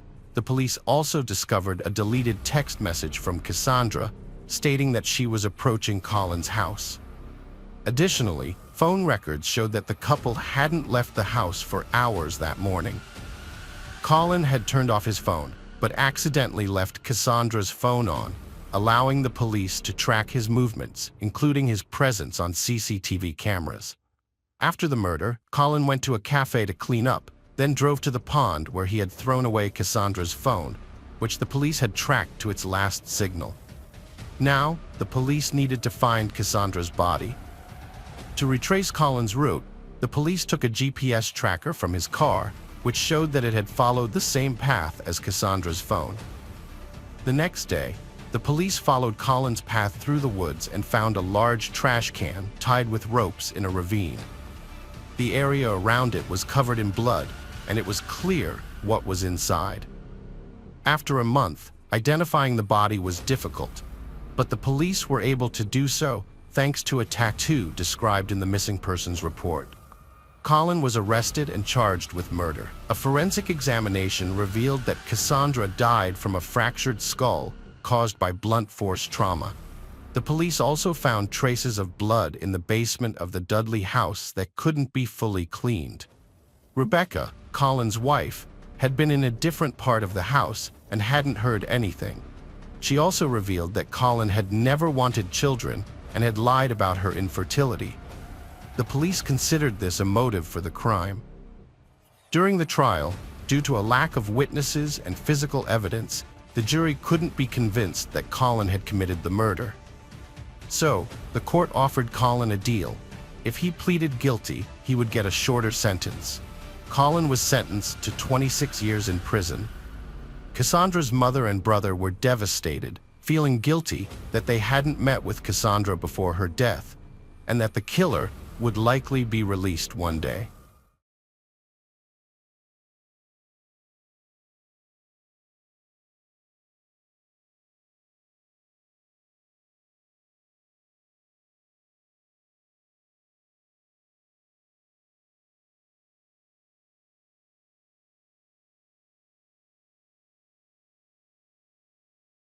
Hello friends, welcome to our channel.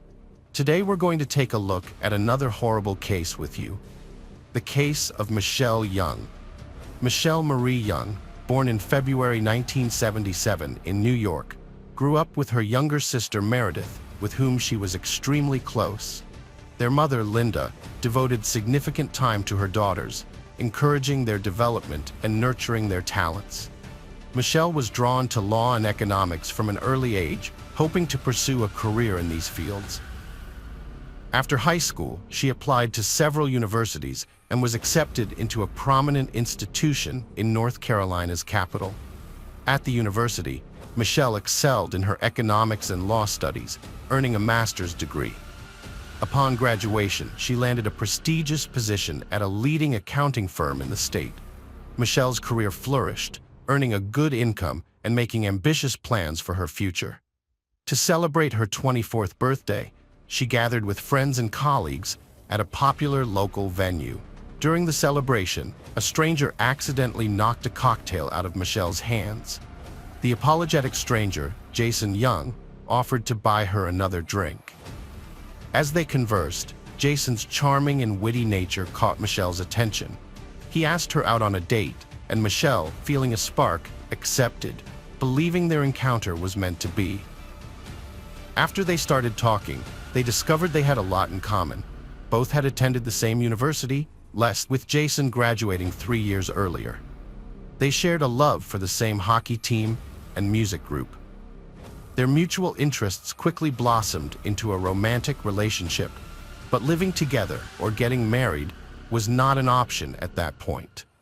Jason still lived with his parents in Brevard and would only visit Michelle in Raleigh on weekends or meet her during business trips to the state capital. During one of these visits, Michelle surprised Jason with the news that she was pregnant. This revelation shocked both of them, as they weren't ready to become parents. They were focused on their careers, making progress, and hadn't planned on starting a family yet. Jason immediately accepted the situation, but Michelle was unsure at first, eventually deciding to keep the baby and not have an abortion. It took Jason about a month to come to terms with the news, after which he relocated to Raleigh to be close to Michelle, who was now pregnant. A few months later, they got married, but not because of romantic feelings or the pregnancy itself. The real reason was that Michelle lacked health insurance, and having a child would have been extremely costly without it. Marriage provided a solution, allowing them to avoid these expenses. Michelle gave birth to her daughter, Cassidy Elizabeth, in the spring of 2004. As a newlywed, Michelle dedicated herself to domestic life and family responsibilities, with the help of her mother and younger sister. Although Michelle's family initially had reservations about Jason, they made an effort to avoid conflicts and accept him. Later that year, the Young family moved into a large house in a quiet, landscaped area of the city. During her visits, Michelle's mother, Linda, noticed that there was tension within the family. Jason had a volatile temper, and Michelle constantly worked to resolve their disputes and present a united front in public, pretending to be a happy wife and mother. Only her mother, Linda, knew the truth about their relationship. An ominous sign came when Cassidy was just 2 years old. Michelle became pregnant again. She tentatively shared the news with Jason, but he surprisingly reacted with calmness and even seemed happy about it. The family drove to Brevard to share the good news with Jason's parents. They visited for the weekend, celebrating with relatives on the first day. The next day, they left their young daughter with her grandparents for a few hours and went to a restaurant to celebrate together. On their way home, Jason, who was driving, overcorrected and oversteered, causing the car to go off the road and into a ravine. Although they were shaken and had some scrapes and bruises, they were not seriously injured. However, the shock of the accident caused Michelle to miscarry, which left her deeply worried. Jason's calm reaction to the accident, the loss of their child, and his apparent indifference to his wife's distress seemed suspicious. In hindsight, Linda Fisher would later consider the accident a bad omen that they had ignored at the time. They had a friend named Michelle Manny from their university days. After losing touch for a while, Jason ran into her during a work trip in the spring of 2006. He told his wife about the encounter, and they decided to invite Michelle over for a visit. Michelle accepted the invitation and opened up about her unhappy marriage and relationship issues. She constantly praised Jason, telling his wife how lucky she was to have him. Although Michelle noticed Michelle's flirting behavior, she genuinely wanted to comfort and support her friend. However, Jason saw this as an opportunity to take their friendship to the next level. He had always been flirtatious, but this time, his interactions with Michelle quickly escalated beyond friendly support. They started calling each other almost daily and secretly meeting up. Jason would justify his absence by saying he was on business trips, and his wife remained unaware of what was really going on. In the summer of 2006, Michelle told her husband Jason that she was pregnant again. However, this time, Jason was unhappy about the news. Michelle was confused and felt distant from her husband, but she attributed this to the miscarriage they had experienced a few months prior. Unbeknownst to Michelle, Jason was secretly contemplating how to end their marriage with minimal personal consequences.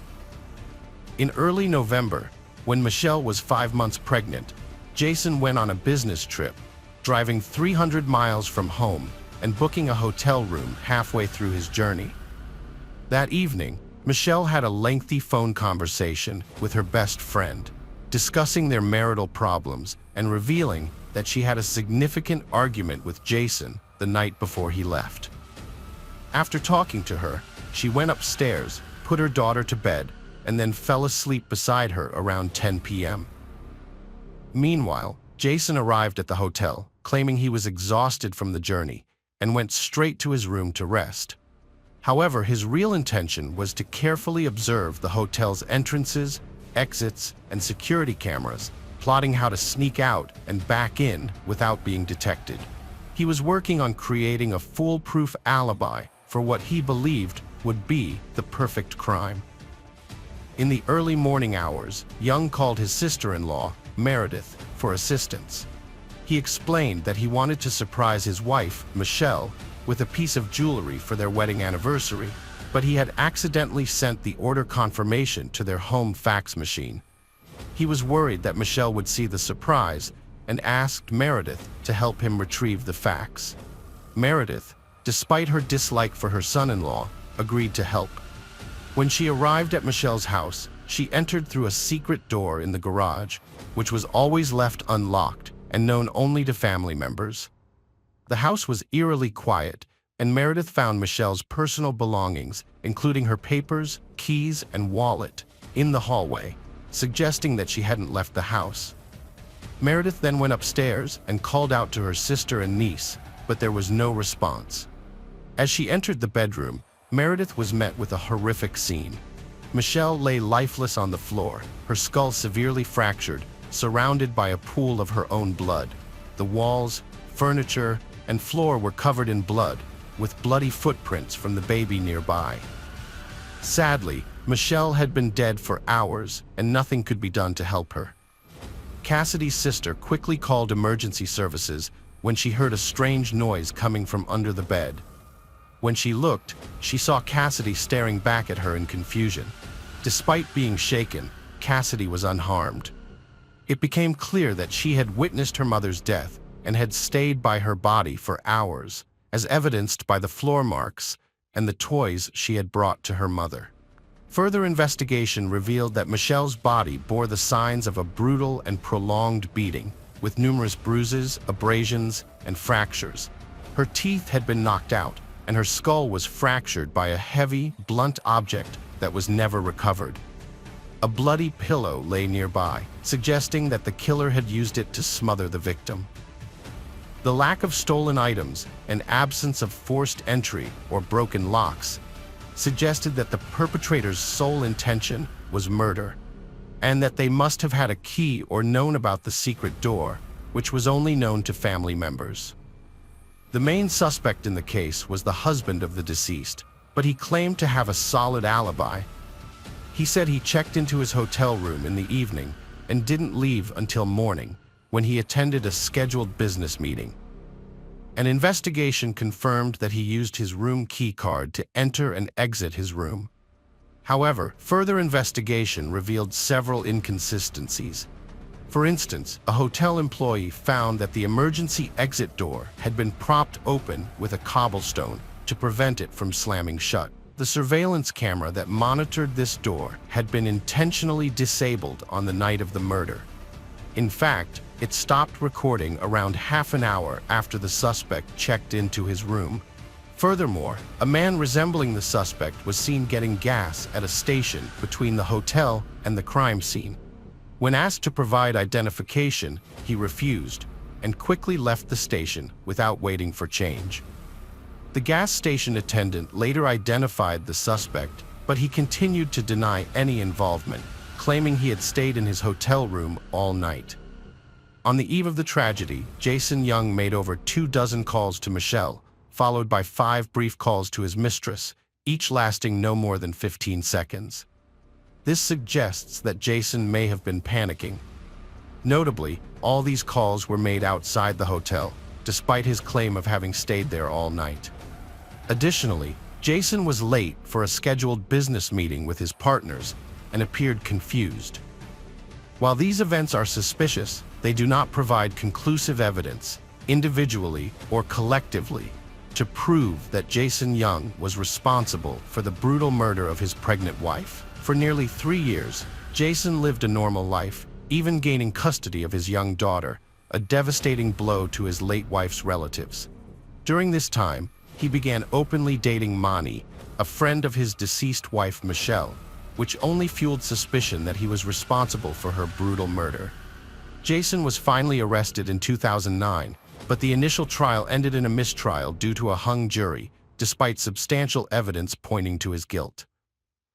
However, the case was reopened in 2012 after new evidence emerged, including eyewitness testimony placing Jason near a hotel on the night of the murder. Crucial pieces of evidence included sightings of his distinctive white car parked near his home in a dark lot on the night of the crime. Additionally, a child psychologist testified about Jason's daughter Cassidy's disturbing doll play, in which she demonstrated her father hitting her mother, then not getting up off the floor. Manny testified in court, revealing that Jason had an affair with her, but claimed that Jason was miserable in his marriage, as he had told everyone. Another of Jason's former mistresses testified that she was frightened of his violent outbursts when he lost control. After a lengthy trial, Jason Young was found guilty of brutally assaulting his pregnant wife and was sentenced to life in prison without the possibility of parole. Jason filed his first appeal in 2014, but it was denied. In 2018, he requested a review of his case, but the State Court of Appeals again denied it. Cassidy, the daughter of Jason's murdered wife, was left without her parents. Her father is in prison for the crime, and she is now being raised by her aunt and maternal grandparents.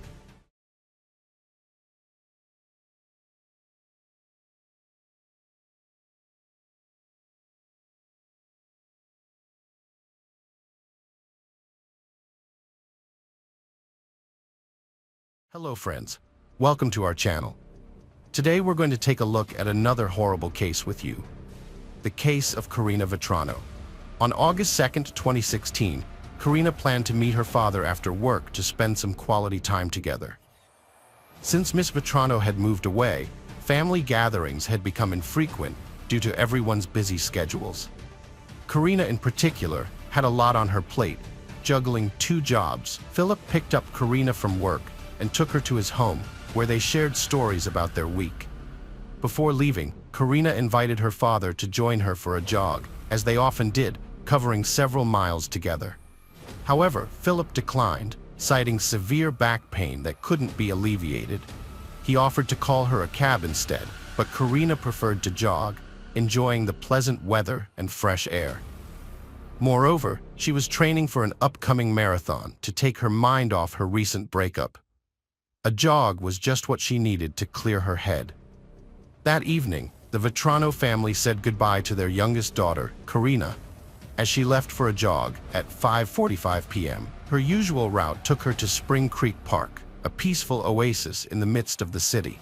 However, her father, Mr. Vetrano, warned her to stick to familiar paths and avoid talking to strangers, as parts of the park were overgrown with thickets and swamps. Ignoring her father's advice, Carolina wandered into a secluded, grassy area in search of solitude. Tragically, her decision proved fatal. A sudden, sharp pain struck the back of her head, and she fell to the ground. As the hours ticked by, the Vetrano family grew increasingly anxious. It had been 2 hours since Carolina left, and she should have been home by now, or at least answering her parents' frantic calls.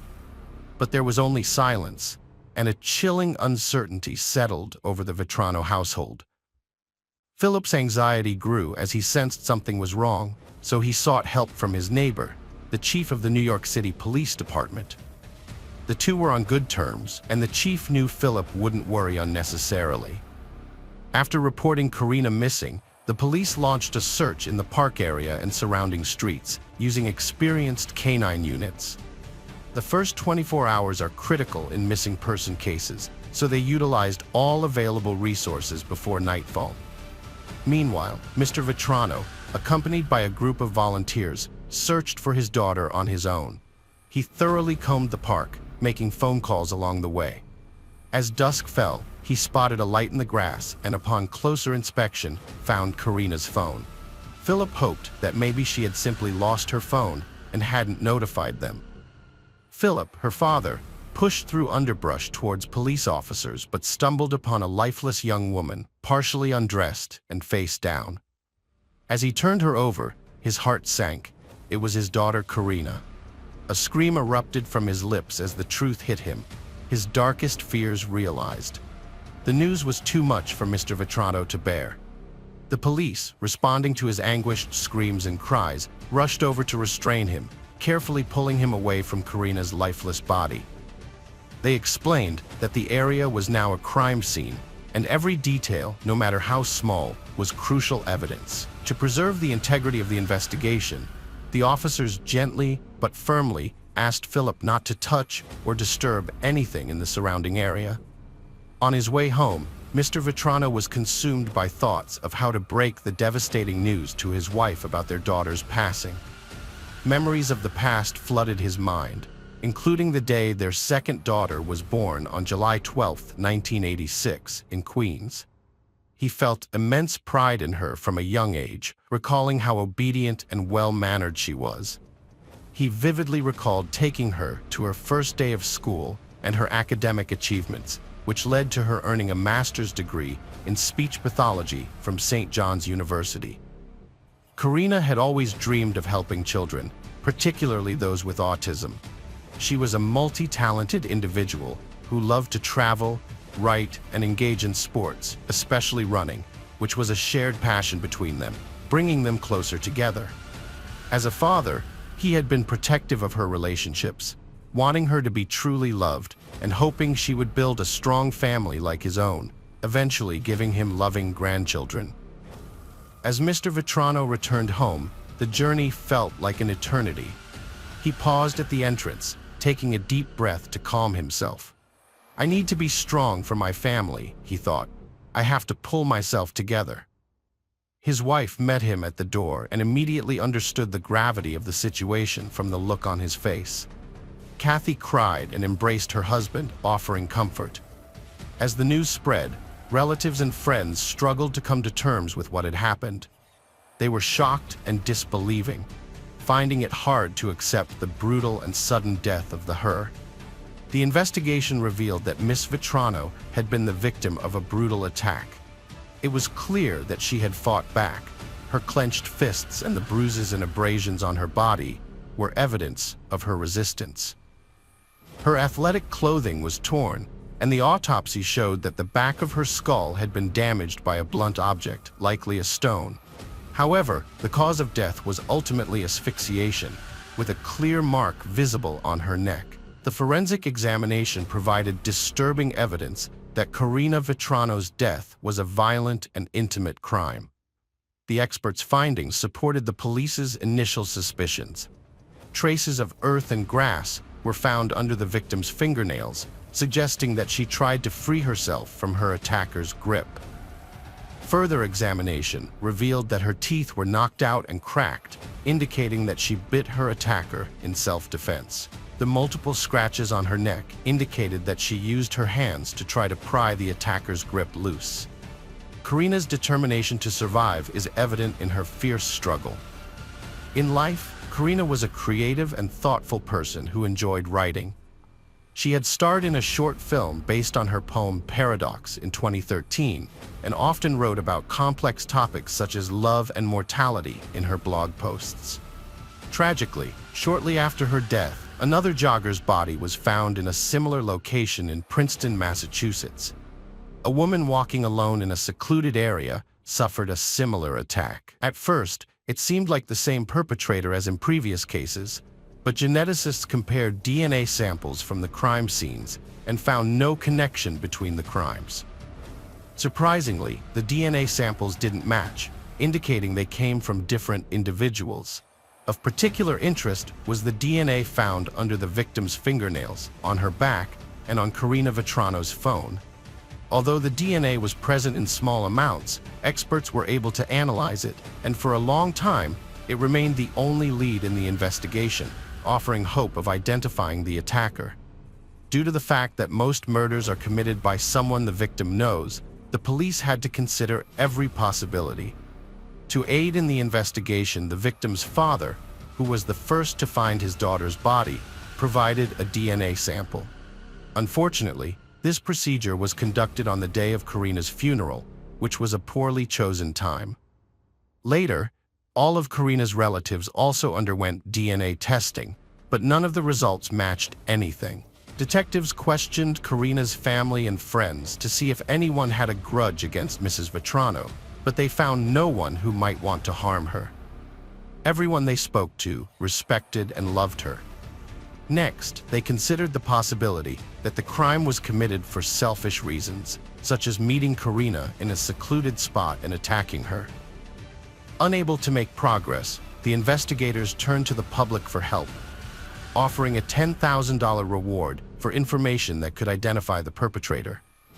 The public responded, and detectives pursued over 250 leads, conducted 600 DNA tests, and compiled more than 1,700 reports.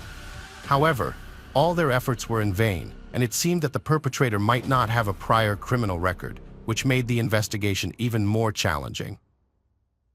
Then on August 31, 2016, a utility worker came forward with information saying he had been in a restricted area of the park when Carolina died and had seen a man emerging from the bushes who then ran north. The New York Police Department created and distributed a sketch of the suspect based on a witness's testimony. However, by December 2016, they began to consider the possibility that the person in the sketch might have been an innocent bystander who was simply in the wrong place at the wrong time. Unfortunately, the release of the sketch did not generate any new leads, and the investigation stalled once again. On December 4, 2016, the FBI joined the investigation into Carolina Vetrano's death. They created a psychological profile of the perpetrator, suggesting that the individual was very familiar with the area, particularly the park where the incident occurred. This led them to believe that the attacker might have lived or still lives nearby. However, the FBI thought that the perpetrator was now avoiding the area, fearing capture. The police realized that the perpetrator had chosen the quiet, overgrown area of the park to commit the crime because it was easy to conceal his actions. Following this theory, the police screened local African American men, but this did not produce the desired result. Chanel Lewis, a young African American man who lived in a low-income housing complex in Brooklyn, about 4 or 5 miles from Spring Creek Park, did not stand out as a suspect at the time. Chanel lived with his mother, 3 sisters, and their children. He had been diagnosed with paranoid schizophrenia, but this didn't hold him back from graduating from a special school for students with emotional and behavioral issues. In school, Chanel was a quiet loner who was often bullied by his classmates. They would tease him about his clothes and appearance, and some girls even intimidated and punched him. Although he would sometimes try to fight back, he was no match for his tormentors. Instead, he would often smirk and walk away, earning him the nickname African Lizard. Despite this, a classmate named Danielle remembered Chanel as a smart kid with good grades who liked to share funny videos on the bus. She never saw him be mean to anyone. There were some reports that Chanel had once talked about wanting to bring a knife to school when he was in middle school. However, the head of his school later transferred, Dr. Edward Dana, said that they had no record of such threats. During Chanel's time at his school, he never got in trouble and never made any threats towards his fellow students. Chanel Lewis had a tough time as a teenager, often facing bullying and experiencing trauma. Despite this, he dreamed of working in social services to help people in need. When conflicts arose at home, he would take long walks, frequently visiting a local park. Lewis had a few minor run-ins with the police, including 2 incidents in Spring Creek and another for public urination in May 2016. In another incident, a store owner accused Lewis of loitering in his shop with a crowbar. When the police responded, they checked Lewis's ID and let him go, since he didn't have a prior record. Although this incident seemed minor at the time, it would later become crucial in the investigation into Carolina Vetrano's death, which occurred in February 2017. Detective John Russo remembered a crucial detail from the investigation: a suspicious young man in a hoodie who would often lurk in the park, walking slowly and stopping in front of houses as if scouting for potential burglary targets. Although Russo lost sight of him, he didn't forget the encounter. The next day, a store owner reported an incident, and a teenager matching the description came to the police's attention. 2 months into the investigation, Russo revisited the memory of the suspicious individual, wondering if he might have witnessed something crucial, leading investigators to focus on Chanel Lewis. As they dug deeper into Lewis's background, his peculiar behavior, and a disturbing claim that he had expressed a desire to harm girls raised serious concerns and suspicions. With no other leads, the police decided to concentrate their efforts on Lewis. After Carolina's death, it was discovered that Chanel Lewis had left his family's home after an argument and went to the park. When he returned, he was disheveled and had torn clothes, bruises, and abrasions. His mother asked what had happened, and Chanel claimed he was attacked. A witness's description of a man fleeing the park matched his account, which fit with the timeline of events. When investigators reviewed the medical records, they found Chanel's story plausible. However, they noticed similarities between Chanel's events and Carolina Vetrano's case, raising suspicions. On February 4, 2017, Chanel voluntarily provided his DNA at the police station, which seemed unusual for someone who might be guilty. The interrogation of Lewis began the next day. He acknowledged being in the park on August 2, 2016, around 5 p.m., but specified that he was walking on dirt paths and listening to music. He admitted encountering Carolina jogging with her phone. When detectives asked if something happened during their encounter, Lewis nodded and softly replied, "Yes." The response was cryptic, suggesting confusion. The investigators grew frustrated as Lewis struggled to provide a clear explanation. Finally, he stated, "I was angry, and things escalated. What happened, happened." The detectives remained skeptical, concerned that this vague admission might create doubt among jurors in a potential trial. They pressed Lewis for more information, and he eventually confessed to the crime. Chanel recalled that during the attack, his punches knocked out several of Karina's teeth and injured his own hand. The struggle lasted around 5 minutes, during which time Karina fiercely resisted, scratching and biting to avoid drawing attention. Lewis dragged her off the path and into the tall grass, where he attempted to undress and assault her. Despite being shocked, Karina continued to resist. Eventually, Chanel strangled her until she was no longer alive. When questioned about his relationship with the victim, Chanel claimed he had not known Karina before the attack and that it was a chance encounter. The motive behind the attack was unexpected and bizarre. Chanel's hatred and uncontrollable aggression were triggered by a neighborhood gang member playing loud music for hours on end. These negative emotions were then unleashed on Karina. Although the reason behind the attack was strange, investigators' confusion was resolved when DNA comparison results matched perfectly. The microscopic traces found on the victim's body and phone belonged to Chanel, leading the police and prosecutor to conclude that the case was solved and ready for court. Chanel Lewis's motive for killing Carolina Vetrano seemed unlikely. However, it's possible that he had seen her before at the park with her father and had become interested in her. When she rejected him, he might have become angry and attacked her, leading to a tragic series of events. At the trial, which began on November 5, 2018, Lewis pleaded not guilty despite his earlier confessions to the authorities.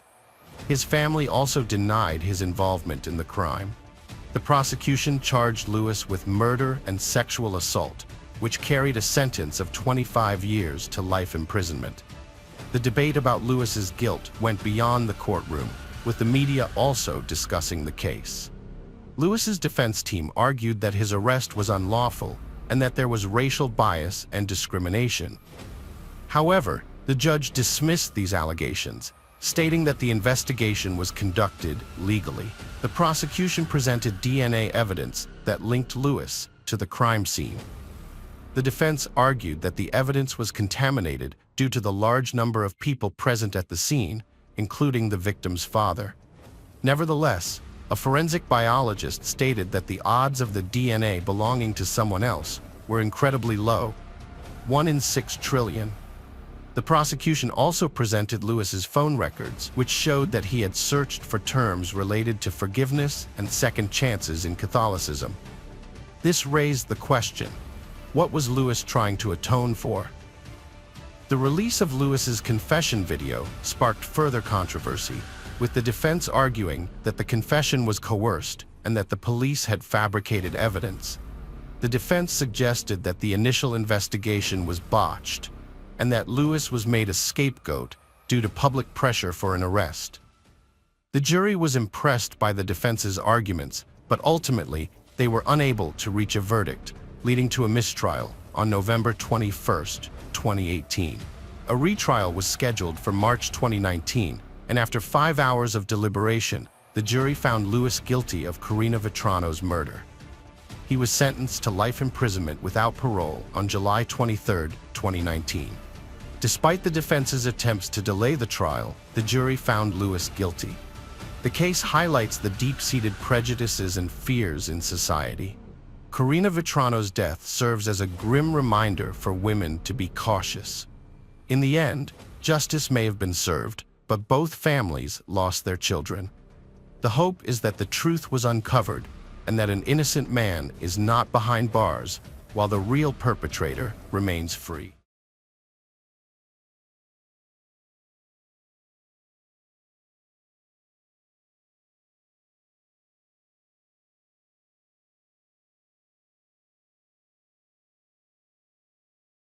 Hello friends, welcome to our channel. Today we're going to take a look at another horrible case with you. The case of Lindsay Wilson. Lindsay Wilson was a kind-hearted and empathetic person who wanted to love and be loved. Her primary mistake was failing to recognize her partner's true nature in time. As time passed, she struggled to escape from their codependent relationship. Lindsay's story began when she discovered she was pregnant at 17. Raised in a loving family, she wasn't emotionally unprepared, but her boyfriend's abandonment scared her. Lindsay was aware that motherhood would bring physical and financial challenges. She was relieved to meet Mitchell, who seemed like a gentleman, attentive and caring, and didn't shy away from her despite her pregnancy. However, his true nature would eventually be exposed, leading to devastating consequences. Mitchell fell in love with Lindsay at first sight and wanted to spend his life with her, raising her child as his own. He worked hard to provide for her, even taking extra hours to ensure she wanted for nothing. However, their 5-week-old relationship shocked their parents, who felt they were rushing into marriage. Despite their doubts, they got married in August 1995, surrounded by Lindsay's family and only a few of Mitchell's relatives. Lindsay's family noticed that Mitchell was overly sweet and polite, but they kept their misgivings to themselves. The newlyweds had a dispute on their wedding night, which left a bad impression on Lindsay's relatives. Mitchell's behavior became increasingly controlling and violent. Lindsay sought psychological support and reported the abuse, but her husband would answer the door and phone calls, preventing her from contacting her social worker. The social worker, concerned for Lindsay's safety, reported her missing in February 1999. The police visited the address but were unable to speak with Lindsay, and Mitchell claimed she had left him for another man.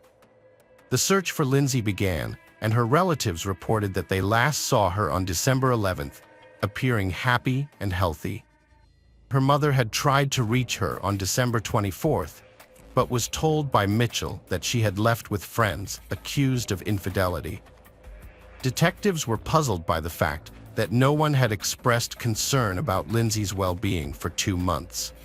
It was clear that Mitchell had isolated her from the outside world, including her close relatives.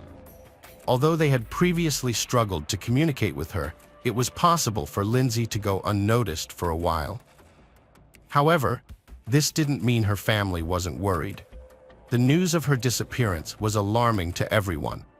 They all described Lindsay as a modest person who didn't drink, and Mitchell had restricted her contact with friends and acquaintances. There were many inconsistencies in Mitchell's story, which contradicted his character profile and raised the investigators' suspicions. It seemed unlikely that Mitchell would simply let his wife go, and that Lindsay would leave her children with a tyrannical husband.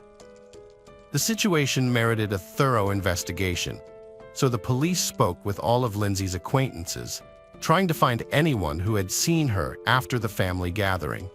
They questioned neighbors and requested surveillance footage from the residential complex where they lived. Unfortunately, all footage had been deleted by the time Lindsay's disappearance was reported. However, another date was discovered when she was last seen in person, on December 15th at the local post office, sending several letters and postcards. Her older sister also admitted that they met that day, despite Mitchell's disapproval.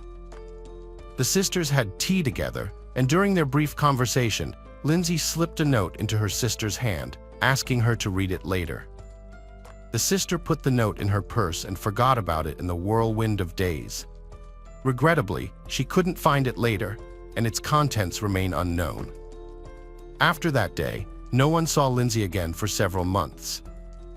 Investigators tried to hold on to any information they could, suspecting that she was no longer alive due to her prolonged absence.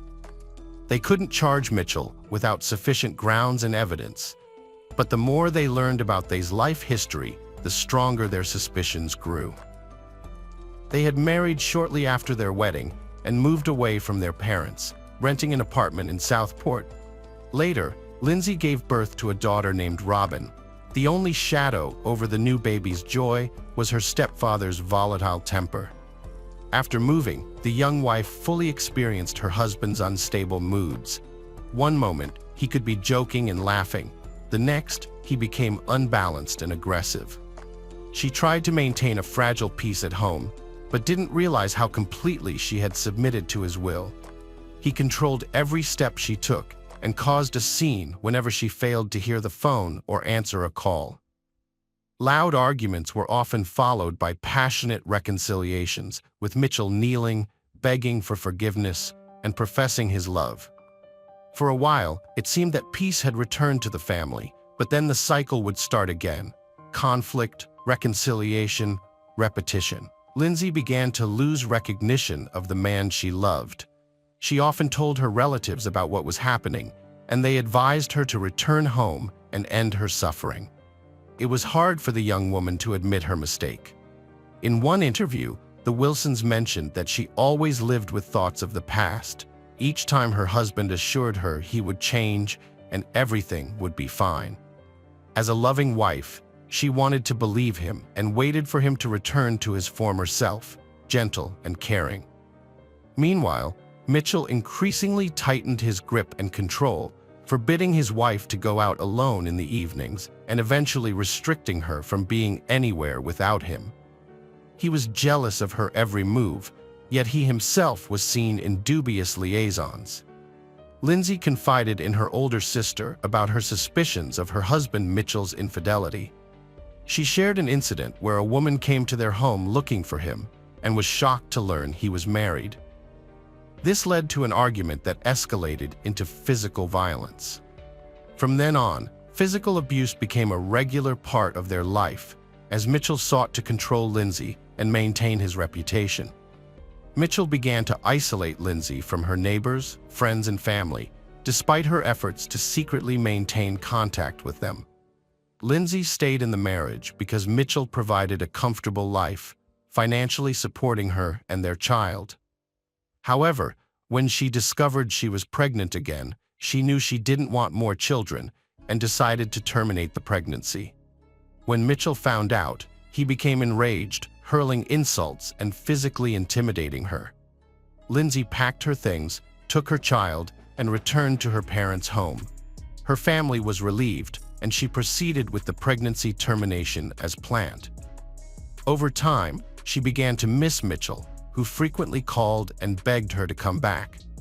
Mitchell eventually convinced Lindsay to give him another chance, and initially, everything seemed to go well. However, his severe anger outbursts continued, and he destroyed their apartment, leading to them being evicted.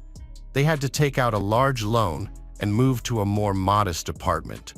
Their relationship continued to deteriorate, with Mitchell frequently leaving home for days or weeks at a time. Lindsay grew accustomed to his behavior, but eventually filed for divorce and returned to her parents' home. She realized she couldn't cope with the separation on her own and reached out to a local charity that assisted women in difficult situations. With their help, Lindsay found subsidized housing in another city and took measures to distance herself from Mitchell, including obtaining a restraining order. She began to rebuild her life, started a journal, and sought therapy. Despite her precautions, Mitchell discovered her phone number and began calling her, demanding to see their son. Lindsay, who had been feeling lonely, reunited with Mitchell despite her relatives' and friends' disapproval. They began living together again, which shocked those who cared about her. However, Mitchell remained unpopular with them, and they eventually stopped communicating with Lindsay, believing she had returned to an abusive relationship. This decision ultimately proved fatal. Initially, Mitchell was cooperative during the investigation into Lindsay's disappearance. However, as the case gained media attention, he shifted his focus and became a public figure, inviting journalists into his home. His numerous media appearances seemed insincere, with some viewers noticing a smirk on his face. Lindsay's parents and detectives viewed Mitchell as the prime suspect, but the lack of direct evidence hindered their efforts. Searches were conducted at their home and throughout the area, but Mitchell continued to appear in the media, even declaring that Lindsay's family would one day apologize for their suspicions. On the eve of the holiday season, Mitchell sent a postcard to the lead investigator with a pack of hair dye, mocking the detective and displaying his arrogance.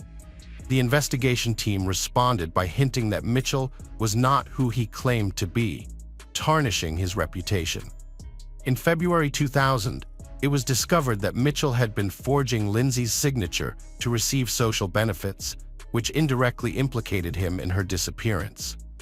Despite the financial motive, Mitchell's popularity worked in his favor, and many supporters argued that he, as a single father, deserved financial assistance.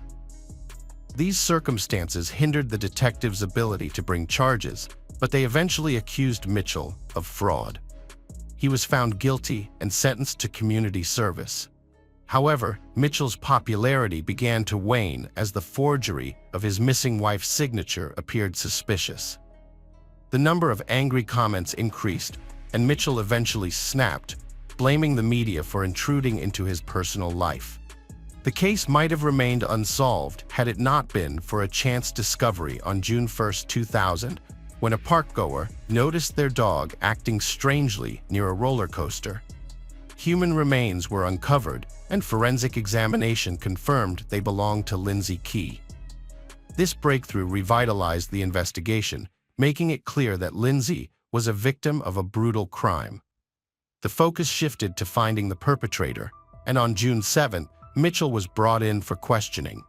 After 36 hours of intermittent interrogation, the suspect broke down and confessed to dismembering and murdering Lindsay on December 15, 1998. Mitchell told authorities that Lindsay had informed him of her decision to file for divorce earlier that day, which enraged him and led him to attack and strangle her in front of their children. He then hid her lifeless body in their bedroom, using a gap under the door to conceal any odors. Realizing he needed help to dispose of the body, he enlisted the assistance of his brother Elliot, a butcher, who was initially hesitant but eventually persuaded. While the children played in the next room, Mitchell and Elliot dismembered Lindsay's body and later dispersed her remains across the city. During his confession, Mitchell showed no remorse or empathy, instead seeming proud of his actions and stating that without his confession, they would never have proven his guilt. The next day, he led authorities to the other locations where he had hidden her limbs, although her head and one hand were never recovered. Forensic comparison confirmed that the remains were indeed Lindsay, leaving no doubt about Mitchell's guilt. The trial of the Key brothers took place in January 2001, with Mitchell being found guilty of first-degree murder and sentenced to life in prison with the possibility of parole after 17 years. A court-appointed psychiatrist noted that Mitchell showed signs of being a narcissist with sadistic tendencies. His brother Elliot received a 7-year sentence for his role in concealing the crime. Lindsay's children were taken in by her maternal grandparents, who gave them their surname. 3 months after the sentence was handed down, another tragedy struck the Wilson family when one of Lindsay's older brothers, unable to cope with the shock, took his own life in the attic of their family home. As of 2017, Mitchell Key has been eligible for parole, but his lawyers have been denied 3 times. The Wilson family, including the children, are concerned that the murderer might eventually be released and have started a petition urging that he remain incarcerated.